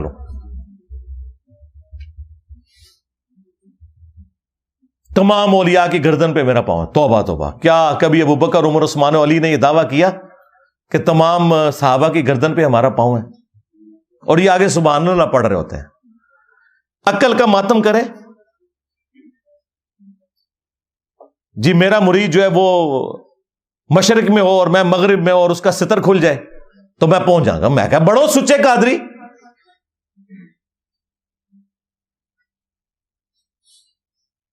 نیچے پجامہ یا کوئی انڈر ویئر پہن کے تو پبلکلی آپ لوگ اپنی تہمت کھول کے بتائیں اور شیخ عبد القادر جیلانی آ کے آپ کی تہمت باندھ دیں.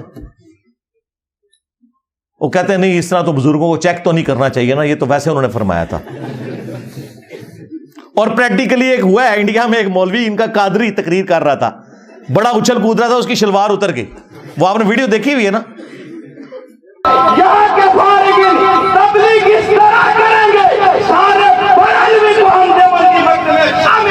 کر لیں گے.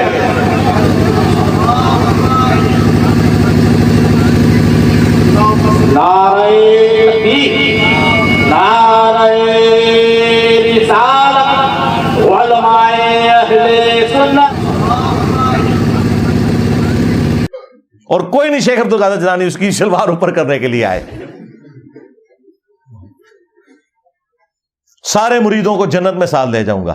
اللہ کے بندو، تم نے قرآن و حدیث پڑھا ہی نہیں ہوا. سورہ الشعراء میں جب وہ آیت نازل ہوئی کہ اپنے قریبی رشتہ داروں کو ڈر سنائیے، تو بخاری اور مسلم دونوں میں یہ حدیث موجود ہے. نبی علیہ السلام نے اپنے چچا عباس کو مخاطب کیا، اے نبی کے چچا عباس، میرے مال سے جو لینا ہے لے لے، اگر اللہ کے حضور پکڑا گیا تو میں تیرے کچھ کام نہیں آؤں گا. اے نبی کی پھوپھی صفیہ، میرے مال سے جو کچھ لینا ہے لے لے، اگر اللہ کے حضور تو پکڑی گئی تو میں تیرے کچھ کام نہیں آؤں گا. اے نبی کی بیٹی فاطمہ، میرے مال سے جو تو نے لینا ہے وہ لے لے، اگر اللہ کے حضور تو پکڑی گئی تو میں تیرے کچھ کام نہیں آؤں گا. اندازہ کریں. اور ادھر یہ لوگ کہتے ہیں جی ہم اپنے مریدوں کو بھی ساتھ لے کے جائیں گے جنت میں، اس وقت تک جنت میں داخل ہی نہیں ہوں گے. اللہ سے ڈر جاؤ. یہ تکبرانہ جملے کہ اولیاء کی گردن پہ میرا پاؤں ہے. اچھا پھر یہ بھی یہ پورا قصیدہ ان کی طرف قصیدہ غوثیہ منسوب کیا ہوا ہے. اور وہ پیر میر علی شاہ صاحب کے دربار کے اوپر نا جمعے کے دن مصطفیٰ جان رحمت پہ لاکھوں سلام تو کبھی کبھار ہی پڑھا جاتا ہے، قصیدہ غوثیہ برل وہاں پہ پڑھا جاتا ہے. یہ قیامت تک سورج جو طلوع ہوگا وہ مجھے میری اجازت سے طلوع ہوگا، مجھے بتائے گا کہ کیا کچھ ہونا ہے. پتہ نہیں کیا کچھ کہانیاں لکھی ہیں، مطلب وہ جو کوئی صحابی بھی نہیں سوچ سکتا اپنے بارے میں. تو یہ ساری کی ساری باتیں کرنے کے بعد پھر میں بولوں کہ نہ بولوں کہ میرے نبی سا ہے ہی کوئی نہیں، بابے تھے شے ہی کوئی نہیں. کیونکہ یہ جتنے میں نے 7-8 واقعات آپ کو بابوں کے بتائے ہیں نا، اس کے مقابلے میں قرآن و سنت کی تعلیمات بتائی ہیں.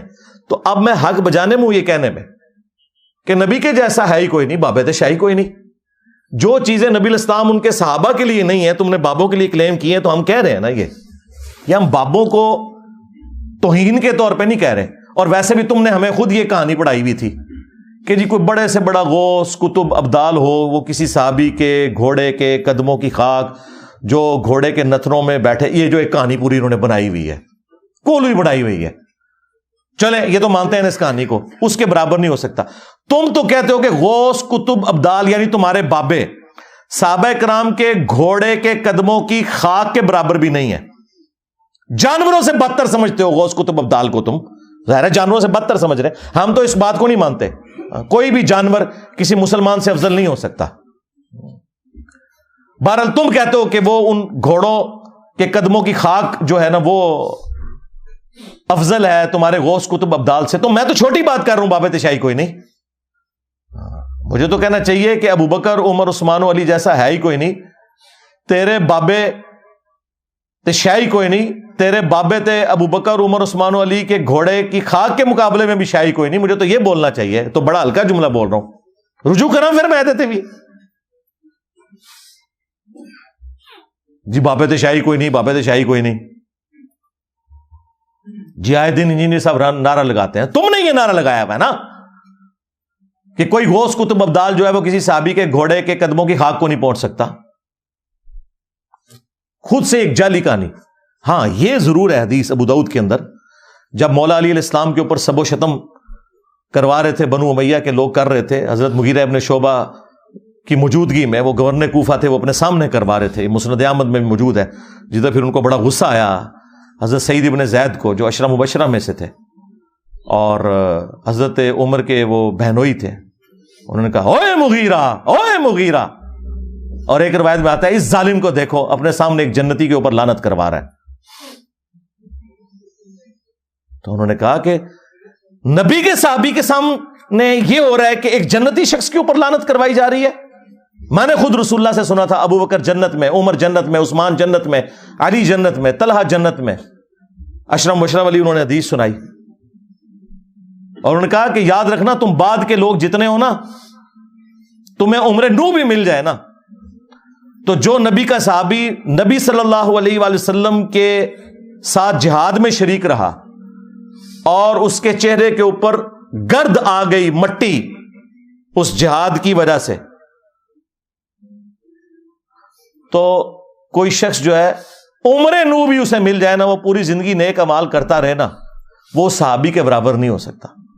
حدیث میں یہ تھا کہ جس صحابی کے جسم پہ گرد آ جائے جہاد کرنے کی وجہ سے، اس صحابی کے برابر، عمر نوح کے برابر بھی کسی کو عمر مل جائے، وہ نیک اعمال کرتا رہے، نہیں پہنچ سکتا. انہوں نے کہانی بنا دی کہ جی گھوڑے کے قدموں کی خاک کے برابر بھی نہیں. جو صحیح بات ہے وہ میں نے آپ کو بتائی ہے کیا موجود ہے. تو جب تم کہو کہ کوئی بڑے سے بڑا غوث قطب ابدال کسی صحابی کے گھوڑے کے قدموں کی خاک کے برابر نہیں، تو تم خود ہی کہہ رہے ہو نا بابے شاہی کوئی نہیں. ہم تو پھر بھی بہت بڑی بات کر رہے ہیں کہ نبی کے جیسا ہے ہی کوئی نہیں، بابے تھے شاہی کوئی نہیں. تم نے تو یہ پڑھایا ہوا ہے کہ صحابی کے گھوڑے کی خاک جیسا ہے ہی کوئی نہیں، بابے تھے شاہی کوئی نہیں. تو میرا نعرہ تم سے بہتر ہے اللہ کے فضل سے، لیکن توجہ نہیں تھی.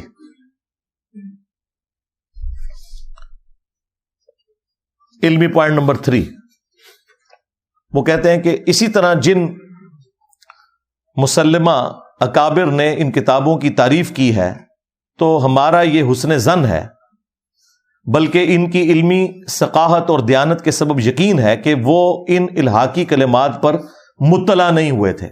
لو جی علم غیب فارغ.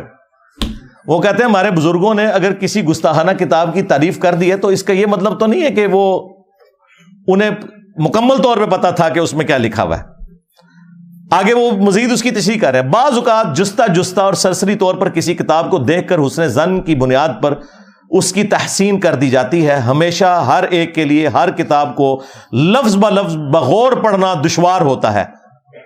پس ہمیں مکمل یقین ہے کہ اگر یہ کلمات ان کی نظر سے گزرتے تو وہ بھی ان کا رد فرماتے اور انہیں الحاقی قرار دیتے. تو یہ بابے تو خود فارغ کر دیے. انہوں نے کہا کہ ہمارے بزرگ بس سرسری دیکھتے تھے. تو یار تمہارے بزرگ تو پوری کائنات کو اس طرح دیکھ رہے ہیں جیسے رائی کا دانا ہتھیلی کے اوپر. ہاں کتاب ہاتھ میں پکڑ کے بھی نظر نہیں آئی. تو یہ تو میرا عقیدہ تم نے مان لیا کہ کوئی باب علم غیب نہیں جانتے. اور یہ جو تمہارا دعویٰ ہے کہ جی میں پوری، بلکہ یہ اس عبد القادر جیلانی کی طرف بھی انہوں نے منسوب کیا. وہ کہتے ہیں کہ میں اللہ تعالیٰ کے ملک کو اس طرح دیکھ رہا ہوں، پوری کائنات کو جس طرح ہتھیلی پہ دانا. تو یہ تو دیکھ لیں. یہ کہتے ہیں کہ جی وہ بس انہوں نے بس سرسری طور پہ دیکھا، انہیں نہیں پتا چلا. یہی بھی ہم بھی یہی کہہ رہے ہیں. شکر ہے کہ آپ نے مان لیا کہ آپ کے بزرگوں کو علم غیب کوئی نہیں تھا، انہیں نہیں پتا چلتا تھا. جب دل کیا کسی کتاب کی تعریف کر دی.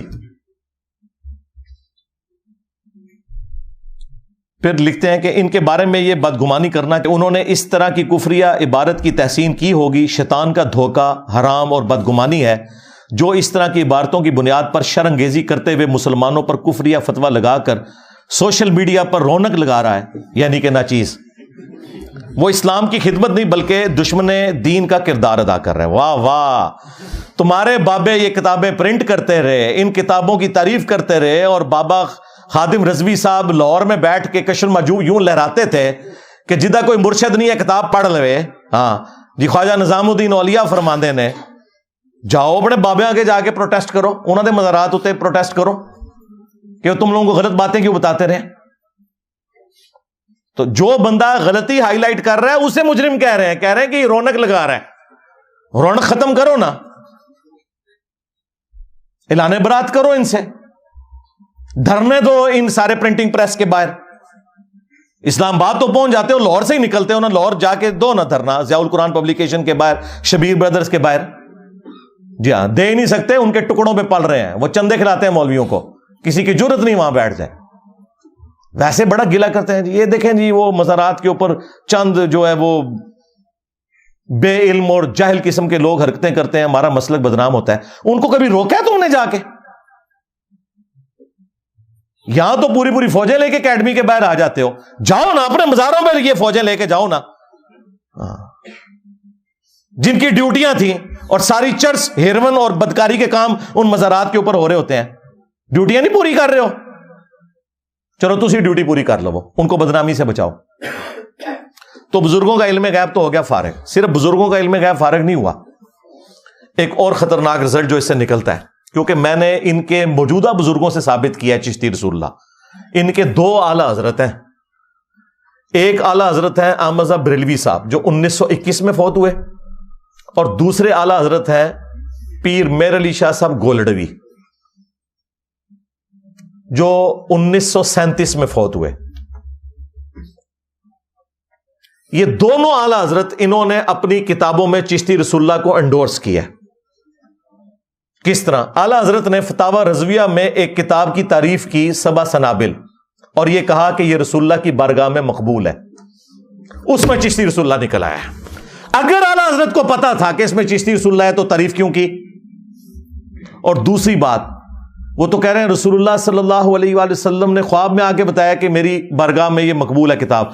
تو کیا نعوذ باللہ نبی الاسلام کا علم غیب بھی جو تم نے عقیدہ کلیم کیا ہوا تھا وہ تو تم نے خود ہی ختم کر دیا؟ پھر چلیں بزرگوں کو نہیں پتا چلا، نبی الاسلام کو بھی نہیں پتا چلا کہ میں اس کتاب کی تعریف کر رہا ہوں جس کے اندر چشتی رسول اللہ لکھا ہوا ہے. اور پھر پیر میر علی شاہ صاحب نے تحقیق الحق فی کلمت الحق کتاب کے اندر انہوں نے چشتی رسول اللہ کو انڈورس کیا ہے اور غلام احمد قادیانی دجال کو کہا کہ تو نہیں یہ دلیل پیش کر سکتا. یہ بزرگوں کی خاص حالت ہوتی ہے، ان کے لیے یہ بات ہے، تمہارے لیے یہ دلیل نہیں بن سکتی. مان کے گئے ہیں. ان لوگوں کے قلم کی سیاہی تو ابھی خشک نہیں ہوئی. گولڈا شریف میں قلمی نسخے پڑے ہوئے ہیں پیر میر علی شاہ صاحب کے. جی ہاں، بریلی شریف میں اعلی حضرت کے قلمی نسخے پڑے ہوئے ہیں. تو یہ کیسے جان چھڑاؤ گے؟ اور سب سے بڑھ کر رسول اللہ پہ جھوٹ باندھا ہے تم نے کہا نبی الاسلام کی بارگاہ میں یہ کتاب مقبول ہے. اور بخاری مسلم دونوں میں حدیث ہے، مولا علی علیہ السلام کہتے ہیں کہ نبی الاسلام نے فرمایا تھا دیکھنا میری طرف کوئی ایسی بات منسوب نہ کرنا جو میں نے نہیں فرمائی، ورنہ ایسا شخص اپنا مقام جہنم میں دیکھ لے. آپ اس کو معمولی سمجھ رہے ہیں؟ رسول اللہ کے اوپر جھوٹ باندھنا صلی اللہ علیہ وآلہ وسلم.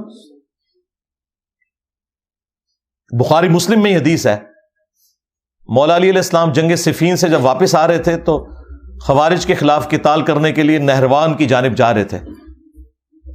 تو انہوں نے اپنے ساتھیوں کا موریل بلند کرنے کے لیے کہا، ایک حدیث انہوں نے بیان کرنی تھی اور وہ حدیث تھی کہ مخلوق کے بہترین لوگ ہوں گے جو خوارج کو قتل کریں گے، کیونکہ خوارج کلمہ گو تھے، لمبی نمازیں تھیں. تو بعض صحابہ اکرام کو ہوا کہ اتنے حاجی نمازی لوگوں کے خلاف ہمیں قتال کرنا پڑ رہا ہے. تو پھر مولا علی نے ان کو سمجھایا کہ بھئی اللہ کے نبی نے فرمایا تھا کہ تم اپنی نمازوں کو ان کے سامنے حقیر سمجھو گے، وہ قرآن پڑھیں گے لیکن حلق سے نیچے نہیں اترے گا.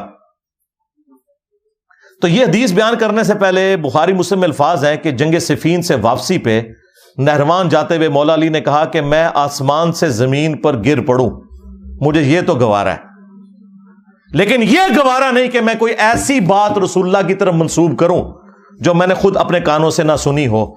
اور پھر انہوں نے حدیث بیان کی کہ مخلوق کے بہترین لوگ ہوں گے جو خوارج کو قتل کریں گے. یعنی مولا علی یہ کہتے ہیں کہ اگر کوئی شخص آسمان سے زمین پر گر پڑے اور اس کے لاش کے ٹکڑے ٹکڑے ہو جائیں، یہ جو تکلیف ہے یہ چھوٹی تکلیف ہے. اس سے بڑی تکلیف یہ ہے کہ جو شخص رسول اللہ پہ جھوٹ منسوب کرے حدیث کی شکل میں، خواب کی شکل میں، کسی بھی فارم میں، جو اسے عذاب ہونے والا ہے وہ اس سے بڑا عذاب ہے. تو اعلیٰ حضرت جب یہ فتاوی رضویہ میں لکھ رہے تھے کہ 7 سنابل کتاب رسول اللہ کی بارگاہ میں مقبول ہے، نبی الاسلام نے خواب میں زیارت کروائی ہے ایک بندے کو، تو انہیں خیال نہیں آیا کہ یہ کیا ہے. تو اعلیٰ حضرت صرف فارغ نہیں ہوئے ہیں بلکہ وہ فتوے کی زد میں ہیں کہ انہوں نے نبی اسلام کے اوپر بھی جھوٹ باندھا ہے اور نبی صلی اللہ علیہ وآلہ وسلم کے علم غیب کے اوپر بھی حملہ کیا ہے. ہم رسول اللہ کے لیے علم غیب مانتے ہیں، جو رسول اللہ کے لیے علم غیب نہ مانے وہ گمراہ نہیں ہے، کافر ہے. لیکن فرق یہ ہے کہ جو اللہ بتاتا ہے، وما کان اللہ لیطلعکم علی الغیب، تم عام لوگوں کی تو یہ شان ہی نہیں ہے کہ اللہ تعالیٰ انہیں غیب پر اطلاع دے.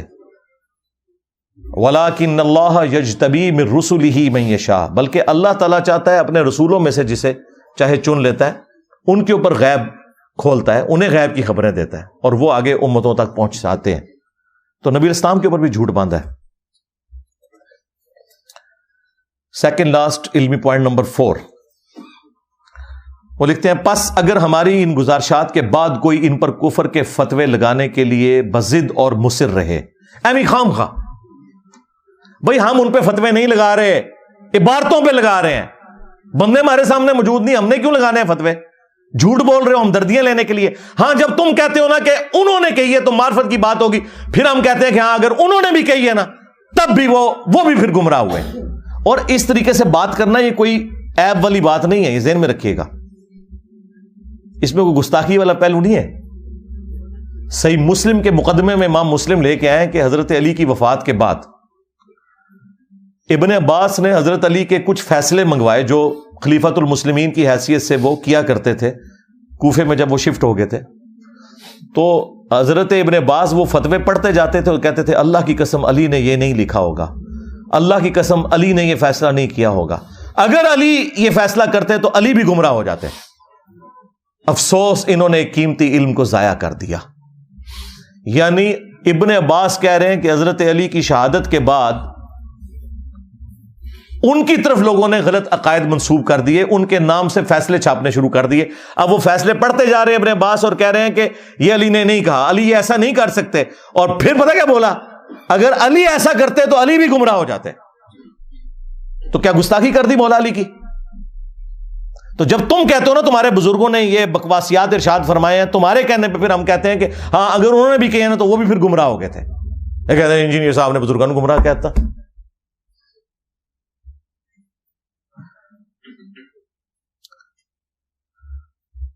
اس پر لازم ہے کہ پہلے کوئی قطعی دلیل پیش کرے کہ یہ عبارت خود ان مصنفین کی تحریر کردہ ہے اور ان کتابوں کی تحسین کرنے والے اس الحاقی عبارت پر مطلع تھے. اگر ایسا نہ کرے تو اس پر لازم ہے کہ شر انگیزی بند کرے. ان کتابوں کے ناشرین پر بھی لازم ہے کہ اس طرح کی تحریف شدہ عبارتوں کو ان کتابوں سے نکال دیں. دیکھیں پورے فتوے 4 صفحوں کے فتوے میں صرف ایک لائن آئی ہے پرنٹ کرنے والوں کے بارے میں, باقی سارا غصہ میرے پہ نکال رہے ہیں کہ تو کیوں دسیا کہ گند لکھے ہے. اونٹ صفائی کراؤ نا, صفائی والوں کو کچھ نہیں کہہ رہے. یہ فتویٰ ان پہ بھی آنا چاہیے تھا, چلو اب دے دو. اور دوسرا ادھر یہ ساتھ لکھو کہ ہم پھر ٹی ایل پی والوں سے اور باقی اپنی سنی تحریک سے اور باقی جماعتوں سے, دعوت اسلامی سے یہ اپیل کرتے ہیں کہ انجینئر صاحب کے شر سے امت کو بچانے کی خاطر آپ لوگ سارے کے سارے داتا دربار, پیر مکی دربار, بری امام اور اسی طریقے سے بہاول حق ملتانی اور وہ کراچی میں جو بزرگ عبداللہ شاہ غازی, ان ساروں کے مزارات پہ آپ اس وقت تک دھرنا دیے رکھیں جب تک کہ یہاں سے ہیروین چرس کے اڈے ختم نہیں ہو جاتے, بدکاری کے اڈے جو یہاں پہ کھلے ہیں وہ ختم نہیں ہو جاتے, اور جب تک ان بزرگوں کی جو کتابیں پرنٹ کرنے والے لوگ ہیں ان کتابوں سے یہ ساری کفریات نہیں نکال دیتے, ان مکتبوں کے باہر بھی جا کے دھرنے دیں. نہ علی نہ دی کھوتی مر جائے گی. یہ صرف اسلام آباد ہی آ سکتے تھے. یہ بابا جی زندہ تھے 2017 میں, میرا کلپ ایک ہفتے میں 7 لاکھ کراس کر گیا تھا, جس میں میں نے کشف المحجوب کی عبارتیں بتائی تھی, اور بابے کو پتا تھا لکھا ہے, وہ جان بوجھ کے خاموش رہا. پھر تنگ آ کے ایک دفعہ بولا, وہ ایک منڈا ہے نیٹ اتے ہوندا ہے, وہ کہندا ہے جی لبیکا پڑھیا کرو, ساڈی مرضی اسی جو بھی پڑھیے. وہ کوئی ایک بندہ سنا نیٹ پر وہ کہتا رہتا تھا مولوی خادم کو لبیک کسی کا نہیں پتا, وہ بھی تھا. میں نے کہتے اس کو جواب دو, لبیک پر وقف کیوں کرتے ہیں؟ میں کاسی کر رہے ہیں, وقف ایسی کیتا ہے تیرے ڈیڈے کیڑا پر وقف کیسی کیتا, کہنا لبیک کا ہونا چاہیے. میں کہ تو کا پڑھتا رہو, اسی کا لبیک پڑھ دینا. اچھا پتا تھا کہ غلط پڑھ رہے ہیں. میں نے کہا تھا یہ لبیک یا رسول اللہ نعرہ غلط ہے, نعرہ ہے لبیک کا یا رسول اللہ. لبیک پہ یا تو وقف کریں اور پھر وہ لادہ پڑھیں, لیکن اگر کنٹینیوس پڑھیں گے تو لبیک کا یا رسول اللہ بنے گا. انہیں یہ پتا تھا کہ یہ عبارتیں دکھا رہا ہے, خاموش رہے. 7 لاکھ لوگوں نے ایک ہفتے میں کلپ دیکھا, وہ 2017 میں. جواب تو کوئی نہیں آیا. پہلا مرڈر اٹیمپٹ کرنے والا بندہ آ گیا 28 اکتوبر 2017 کو. اس وقت سے ابھی تک 5 بندے آ چکے ہیں, جواب نہیں آ رہا. یہ فتویٰ تو اب آیا, وہ بھی میں نے آپ کو بتایا کہ یہ تو 1% کام ہے, ابھی بہت کام باقی ہے. پھر ساتھ لکھتے ہیں, البتہ اگر خواب میں کسی کے ذہن میں اس طرح کے کلمات آئے ہوں تو اس پر شرعی احکام عائد نہیں ہوتے, جیسا کہ کوئی شخص اپنی بیوی کو طلاق دے دے, کیونکہ رسول اللہ صلی اللہ علیہ وآلہ وسلم کا فرمان ہے. یہ فرمان جو ہے وہ بخاری میں بھی موجود ہے تعلیقاً. جب حضرت عمر نے ایک پاگل مجنون شخص کے اوپر ہاتھ جاری کر دی تو مولا علی علیہ السلام نے ان کو روکا اور کہا کہ 3 لوگوں سے اللہ تعالیٰ نے اپنا قلم اٹھا لیا ہے امیر المومنین. ایک وہ شخص جو کہ سویا ہوا ہے جب تک کہ بیدار نہ ہو جائے, دوسرا جو نابالغ ہے جب تک کہ بالغ نہ ہو جائے, اور تیسرا جو مجنون ہے پاگل. اور یہ حدیث جامعہ ترمذی میں, سنن ابن ماجہ میں مرفوعاً بھی نبی علیہ السلام سے مولا علی نے روایت کی ہے.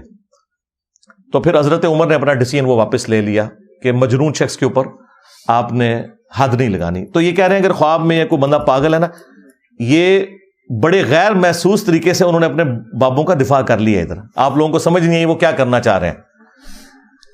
خواب اور مجنون اور یہ وہ, تاکہ کل کو کوئی کہے کہ یار یہ آپ نے تو ڈسکس ہی نہیں کیا کہ بزرگ جب خاص حالت میں بھونکتے ہیں نا تو وہ عین شریعت کے مطابق ہوتا ہے, وہ تو آپ نے ڈسکس ہی کوئی نہیں کیا اس میں.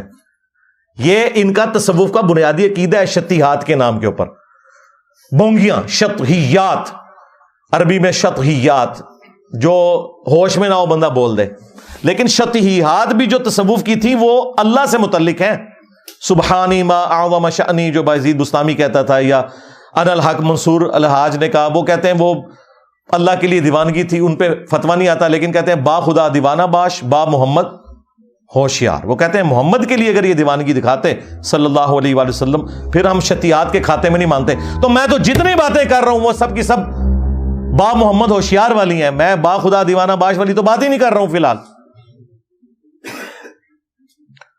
تو اس میں یہ پھر سہارا لیتے ہیں کہ وہ بزرگ خاص حالت میں ہوتے ہیں, مجنون ہوتے ہیں. آپ کو پتا ہے انہوں نے کیا بتایا ہوا ہے کہ اگر کوئی شخص جھوٹی موٹی بھی قادیانی لکھ کے جرمنی چلا جائے تو وہ کافر ہو جائے گا, نکاح بھی ٹوٹ گیا, بیعت بھی ٹوٹ گئی, تجدید ایمان کرے گا. اور اپنے بزرگوں کے بارے میں یہ لوگ کہتے ہیں کہ جی وہ خاص حالت میں اس طرح کی چیزیں بول دیتے تھے, ان کے اوپر شرعی گرفت نہیں ہوگی. کلمات تو کفر ہے لیکن ان کے اوپر گرفت نہیں ہوگی. اچھا, ایک طرف یہ کہتے ہیں گرفت نہیں ہوگی, دوسری طرف کہتے ہیں کتابوں میں کسی نے داخل کر دی ہیں. ایک جگہ کھڑے نہیں ہوتے. اصل میں ان کا دل نہیں مان رہا, ان کا دل نہیں مان رہا کہ ہم اپنے بزرگوں کی غلطی کو اس اعتبار سے ایکسپٹ کر لیں کہ ان سے یہ مس ہینڈلنگ ہوئی ہے. اس لیے مناظروں میں جا کے دفاع کرتے ہیں. خواجہ نے کیا فرمایا, سنو کہ میں کون ہوں اور کیا ہوں. محمد الرسول اللہ صلی اللہ علیہ وسلم کے دربار کے کمینے غلاموں میں سے ایک ہوں, کمینے غلاموں میں سے ایک ہوں, کمینے غلاموں میں سے ایک ہوں. اور جب اب یہ برا وقت آیا میری وجہ سے, تو اب آپ دیکھیں ان لوگوں نے یہ کہنا شروع کر دیے, بعد میں کسی نے داخل کر لیا. اور ساتھ پھر یہ بھی لکھ رہے ہیں کہ وہ اگر خواب میں ہو جائے یا کوئی مجنون شخص ہے اس سے تو یہ قلم اٹھا ہوا ہے. ساتھ وہ تھوڑا سا وہ راستہ بھی چھوڑ دیا کہ تاکہ بزرگوں کے حوالے سے کوئی عبارت آئے تو پھر ہم یہ حدیث بھی کوٹ کر سکتے ہیں. ان کے پاس جو اپنے بزرگوں کی شتیحات کو بچانے کے لیے جو جھوٹے دلائل انہوں نے گھڑے ہوئے ہیں نا, حدیثیں تو درست ہیں, اس سے جو رزلٹ انہوں نے اپنے بزرگوں کے حق میں نکالے ہیں وہ بالکل فراڈ ہے. ان میں سے ایک حدیث یہی تھی جو بخاری میں ہے اور جامعہ ترمذی میں, کہ 3 لوگوں سے قلم اٹھ گیا. تو پھر میں اس میں کہتا ہوں کہ ٹھیک ہے, اگر تم مجنون سمجھتے ہو تو اپنے بزرگوں کو پاگل ڈکلیئر کرو, پاگل ڈکلیئر کرو, ہم فتویٰ اٹھا لیں گے. ظاہر پاگل پھر پاگل ہوں گے, بزرگ نہیں ہوں گے, ذہن میں رکھیے گا. کیونکہ حضرت ابوبکر, عمر, عثمان و علی تو مجذوب نہیں ہوئے, وہ تو مجنون نہیں ہوئے. ان سے زیادہ کسی کو عشق رسول نہیں تھا, ان سے زیادہ کسی کو اللہ تعالیٰ سے محبت نہیں تھی صلی اللہ علیہ وآلہ وسلم ورضی اللہ عنہم اجمعین وعلیہم السلام اجمعین. ایک یہ سب سے بڑی دلیل یہ پیش کرتے تھے, بالکل فراڈ کرتے ہیں. دوسری دلیل ان کے پاس وہ مسلم شریف کی حدیث ہے جو ایک توبہ کرنے والے شخص کی مثال نبی علیہ السلام نے بیان کی کہ اس کی سواری پہ اس کا سامان لدا ہوا تھا, اچانک سواری غائب ہو گئی, وہ اپنی موت کا انتظار کرنا شروع ہو گیا. تھوڑی دیر بعد سواری کہیں سے آ گئی تو اسے دوبارہ زندگی نہیں ملی, کیونکہ ریگستان میں سواری گھوم جائے سامان کی لدی ہوئی تو پھر تو موت ہے, کیونکہ کئی ہفتے تک نہ کوئی پانی کا کنواں آتا ہے نہ کوئی کھانے پینے کی چیز. تو وہ اتنا خوش ہوا کہ خوشی کی شدت میں اس نے اللہ تعالیٰ سے کہنا تو یہ تھا کہ اے اللہ میں تیرا بندہ, تو میرا رب. اس کی زبان لڑکھڑا گئی اور اس کی زبان سے نکل گیا اے اللہ تو میرا بندہ میں تیرا رب.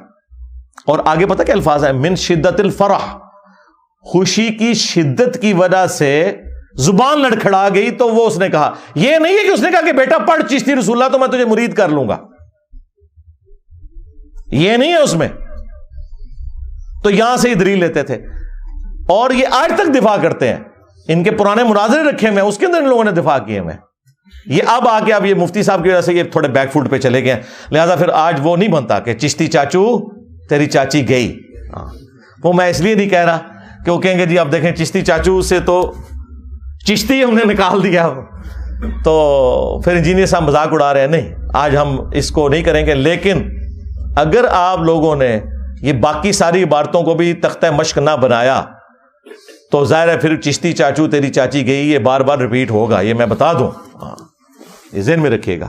بہرحال وہ پرانی ویڈیوز میں جس کو شوق ہے وہ دیکھ لے ادھر۔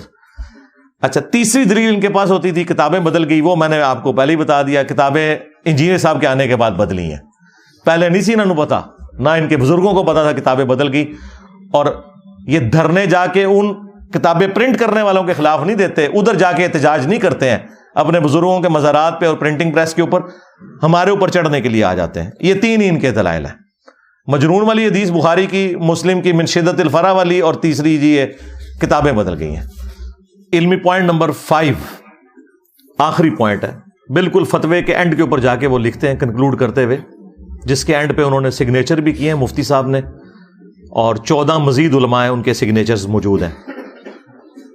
اہل سنت والجماعت کے ایک سکھ عالم دین مفتی شریف الحق امجدی المتوفا 1421 ہجری نے 1415 ہجری کو یعنی آج سے 30 سال قبل اس عبارت کے بارے میں تفصیلی رد کر کے اس کو الحاقی قرار دے چکے ہیں، اور اس طریقے سے انہوں نے لکھا ہے کہ فتاوی جو شارح بخاری ہیں اس پر بھی تفصیلی نوٹ موجود ہیں، لیکن اس دور میں چند جو جدید قسم کے لوگ ہیں کمال بے حیائی سے اہل سنت و جماعت پر الزام لگا رہے ہیں کہ کسی سنی عالم نے اس عبارت کا رد نہیں کیا، تو ایسے لوگوں پہ یہ حدیث صادق آتی ہے کہ اگر تجھ میں حیا نہیں تو جو مرضی کر۔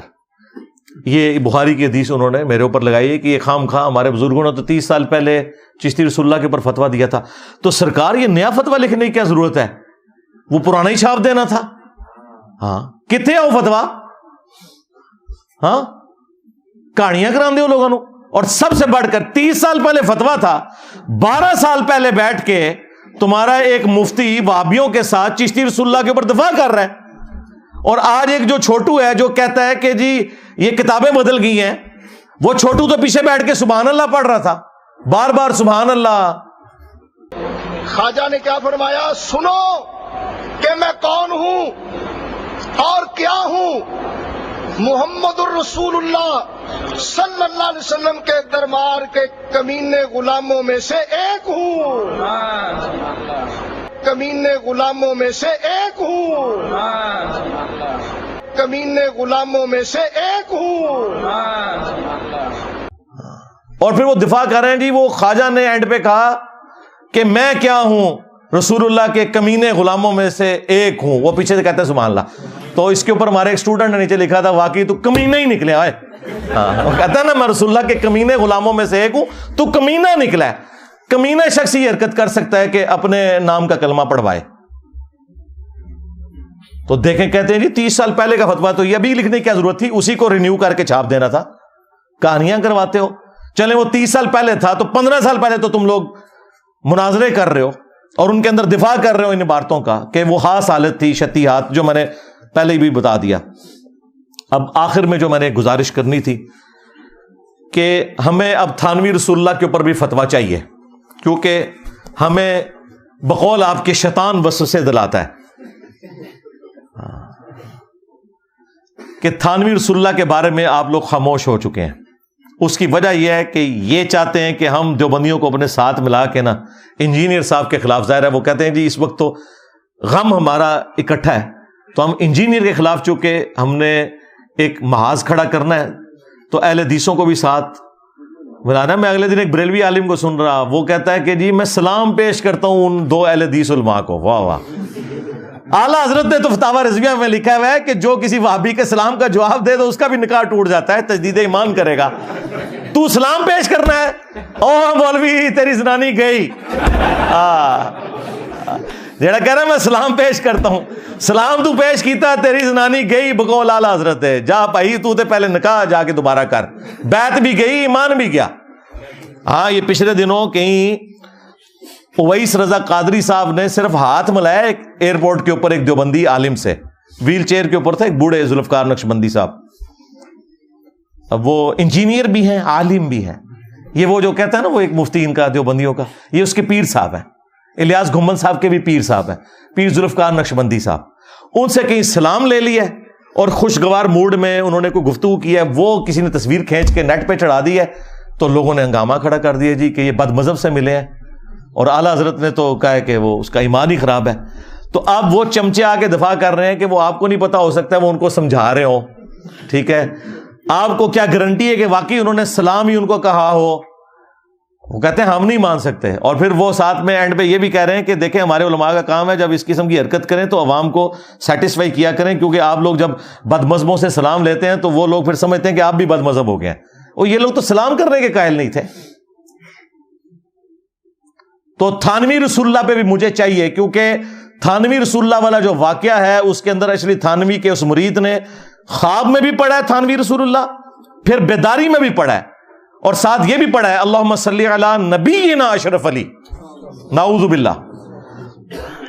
وہ کہتے ہیں جی بیچارہ اپنی ہوش میں نہیں تھا, ہم کہتے ہیں ٹھیک ہے وہ مجنون کی کیٹیگری میں آ گیا, لیکن بابا تو ہوش میں تھا. بابے کو جب خط لکھا اس نے کہا کوئی مسئلہ نہیں, اس میں تسلی تھی کہ تیرا پیر متبع سنت ہے, یعنی اشلی تھانوی تیرا پیر متبع سنت ہے, اس لیے تو نے اس کے نام کا کلمہ پڑھا ہے, کوئی نہیں تسلی تھی. مجھے بتائیں عام مسلمان کو بھی کوئی شخص کہے نا میں آج خواب میں تیرے نام کا کلمہ پڑھ رہا تھا اور بیداری میں بھی میری زبان لڑکھڑا گئی, تو عام بندہ بھی کہے گا وہ توبہ کرو ہے, جان چھاڈو میری منوی نال کدھر جہنم وچ لینڈ کے جائیں گا تو. لیکن یہ ان کی دیدہ دلیل, کہتے ہیں نہیں تسلی تھی. تھانوی رسول اللہ پہ بھی فتویٰ چاہیے مفتی منیف صاحب, کیونکہ آپ آج کل تقی عثمانی صاحب کے ساتھ ایک سٹیج پہ بیٹھے ہوتے ہیں, پھر میں تکاں گا تو کس طرح اپنے سٹیج پہ بلا دینے ہو, ہاں کدے نہیں بلان لگے. تو یہ مجھے یقین ہے کہ اس معاملے میں انہوں نے مجرمانہ خاموشی اختیار کی ہوئی ہے. چشتی رسول اللہ کے بعد تھانوی رسول اللہ پہ فتویٰ آنا چاہیے. کیوں؟ یہ کہتے ہیں جی ہم اہل سنت و جماعت کے کسٹوڈین ہیں, جہاں کہیں گستاخیاں ہوں گی ہمارا کام ہے کہ ہم ان گستاخیوں کے اوپر دھرنے بھی دیں گے, بولیں گے بھی. تو تھانوی رسول اللہ تو گستاخی ہوئی ہوئی ہے نا, اس پہ بھی فتویٰ چاہیے. جی وہ پہلے ہمارے بزرگوں نے کہا تھا, پہلے تو آپ کہہ رہے ہیں کہ اس معاملے میں بھی کہا ہوا تھا تو دوبارہ فتوے کی ضرورت پڑی نا. اب ہماری ڈیمانڈ ہے کہ تھانوی رسول اللہ پہ بھی ہمیں فتویٰ چاہیے. اس کے بعد جو باقی جو کفریات ہیں آپ کی کتابوں میں, کشف المحجوب کے اندر جو بایزید بستامی کے سکر کو ثابت کرنے کے لیے اور جنید بغدادی کے صحف کو ثابت کرنے کے لیے حضرت داؤد علیہ السلام کے اوپر ایک جھوٹ باندھا کشف المحجوب کے اندر, چلیں بزرگوں نے نہیں باندھا ہوگا, تبدیلی ہو گئی. تبدیلی کو نہیں, انہوں نے یہ تبدیلی مند ہے, ذہن میں رکھیے گا, یہ دفاع کرتے ہیں کہ جی حضرت داؤد علیہ السلام کی بھی ایک دفعہ اپنی ایک صحابی کی بیوی اوریا کے اوپر, جو اوریا نام کا ایک صحابی تھا, اس کی بیوی کے اوپر نگاہ پڑی اور اس کو جنگ میں آگے بھیج کے قتل کروا دیا اور خود اس کی عورت سے شادی کر لی. وہ تورات کے اندر ایک جھوٹا واقعہ جو بعد میں کسی نے داخل کر دیا تھا, اس کو انہوں نے نہ صرف نقل کیا بلکہ اس سے انہوں نے رزلٹ نکالا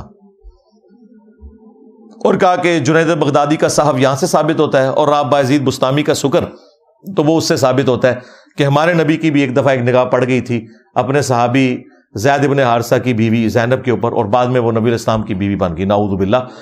بازید کو بچانے کی خاطر انہوں نے نبی الاسلام کو تختہ مشق بنایا. اس کے اوپر بھی فتویٰ چاہیے, یہ اس سے زیادہ سیویئر مسئلہ ہے. تم لوگ کیا سمجھتے ہو کہ ایک فتویٰ نکال کے اپنے باقی بزرگوں کی کتابوں کو بچا جاؤ گے؟ نا, بالکل ایسا نہیں ہوئے گا. یہ کشف المحجوب کی ان عبارتوں کے اوپر فتوے چاہیے کفر کے, ان کی پرنٹنگ بھی بند کروائیں.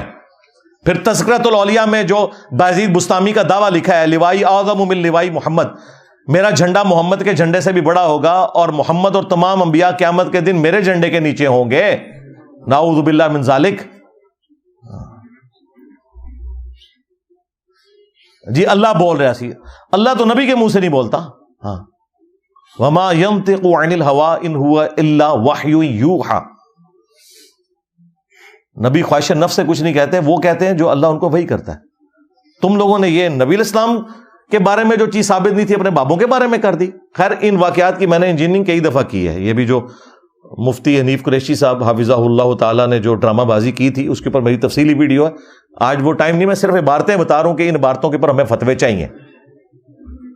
پھر کشف المحجوب اور تذکرۃ الاولیاء دونوں کے اندر لکھا ہے کہ امام ابو حنیفہ رحمۃ اللہ علیہ نے ایک خواب دیکھا کہ نبی الاسلام کی قبر میں اتر کے وہ آپ کی ہڈیاں چن رہے ہیں, بعض کو بعض سے الگ کر رہے ہیں, نعوذ باللہ.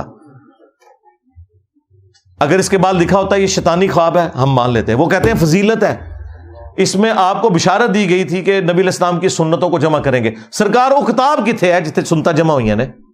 امام بخاری نے اگر سنتیں جمع کی ہیں سرکار یہ ہمارے بابا بخاری کی کتاب پڑھی ہوئی ہے. ہم ان بابوں کو مانتے ہیں جو کتابوں کو مانتے ہیں. جو کتابوں کے غدار ہیں ان بابوں کو نہیں مانتے. تو امام ابو حنیفہ رحمۃ اللہ علیہ پہ جو تم نے یہ جھوٹا خواب منسوب کیا کشف المحجوب میں، تذکرۃ الاولیاء میں، دونوں میں، تو یہ تو گستاخانہ خواب ہے. نبی الاسلام کی کیا قبر مبارک میں ہڈیاں ہیں؟ نعوذ باللہ. تم نے تو حیات النبی کا جو عقیدہ ہے اس کے اوپر خود قاطرانہ حملہ کر دیا ہے. تم نے لوگوں کو کیا عصمت انبیاء کی تبلیغ کرنی ہے؟ تو یہ شیطانی خواب ڈکلیئر کرو گے، اس سے فضیلت نہیں. نبی الاسلام کے بارے میں اگر اس طرح کا خواب اللہ تعالیٰ نے دکھانا ہوتا تو یہ دکھاتا کہ امام ابو حنیفہ نبی الاسلام کے برتن جمع کر رہے ہیں، آپ کا کرتا، آپ کا آسا مبارک، ہڈیاں قبر میں اتر کے. توبہ توبہ توبہ. اس کے اوپر بھی ہمیں فتویٰ چاہیے. باقی میں نے 19 گستاخانہ عبارتیں ہائی لائٹ کی ہیں، سب پہ فتویٰ چاہیے، خواہ وہ دیوبندیوں کی ہوں، خواہ بریلویوں کی، خواہ وہابیوں کی، کیونکہ یہ ہمارا مشترکہ مسئلہ ہے. یہ نہ کریں کہ دیوبندیوں کے بارے میں آپ خاموش ہو جاتے ہو تاکہ انجینئر کے خلاف ہم ان کو یوز کر سکیں. یہ بیچ میں ان کی مکاری یہ ہوتی ہے، تب یہ ایک پلیٹ فارم پہ اکٹھے ہوئے ہوتے ہیں. وہ کہتے ہیں کہ ٹھیک ہے تم نے ہمیں کچھ نہیں کہنا، ہم نے تمہیں کچھ نہیں کہنا. ساری عبارتوں میں فتوے چاہیے. اندھا دھند پیروی کا انجام 2009 میں پرنٹ ہوا تھا، 14 سال پہلے، اور اسی کو میں نے پھر 2013 میں 23 فروری 2013 کو 71B مسئلہ ریکارڈ کروایا تھا، انڈیا اور پاکستان کے بزرگوں کی 19 گستاخانہ عبارات کا تحقیقی جائزہ. اس میں نے وہ 19 عبارتیں ڈسکس کی ہیں. ہر عبارت کے اوپر فتویٰ چاہیے. اس میں سے ورسٹ ترین عبارتیں میں نے آپ کو یہ 4 بتا دی ہیں. تھانوی رسول اللہ والی، اور اس کے بعد یہ صحب اور سکر والی، نعوذ باللہ من ذالک، اور اس کے بعد جو لوائی اعظم من لوائی محمد، میرا جھنڈا محمد کے جھنڈے سے بڑا ہوگا، نعوذ باللہ من ذالک. اور آخر میں جو نبی الاسلام کی قبر مبارک سے ہڈیاں جمع کر رہے ہیں، نعوذ باللہ، خواب دکھایا گیا. یہ خواب شیطانی خواب ہوتا، ہم مان لیتے ہیں کہ ٹھیک ہے کوئی گرفت نہیں. جب تم اسے رحمانی خواب بنا کے پیش کرو گے تو ہم کہیں گے گستاخانہ خواب ہے، تم نبی الاسلام کے اوپر جھوٹ باندھ رہے ہو اور امام حنیفہ کے اوپر بھی جھوٹ باندھ رہے ہو. تو یہ میری وہ آخری گزارش تھی. اور وہ سیکرٹ جو میں نے کہا تھا، وہ سیکرٹ یہ ہے کہ یہ میں نے سب کچھ کیوں کیا. میرے پاس ایک راستہ تھا کہ میں قرآن و سنت سے دلائل پیش کرتا. جو اکثر لوگ ہمیں مشورہ دیتے ہیں، جو ممی ڈیڈی قسم کے علماء ہیں، خود ان سے کام ہوتا نہیں ہے، ہمیں مشورے دیتے ہیں. ان کے بڑوں سے بھی کوئی کام نہیں ہوا، ان سے بیچاروں سے کیا کام ہونا تھا توحید کا. وہ جی بس آپ چھوڑ دیں، ان بزرگوں کو کچھ نہ کہا کریں. بھائی بزرگوں کی آکاس بیل ان درختوں پہ لگی ہوئی ہے.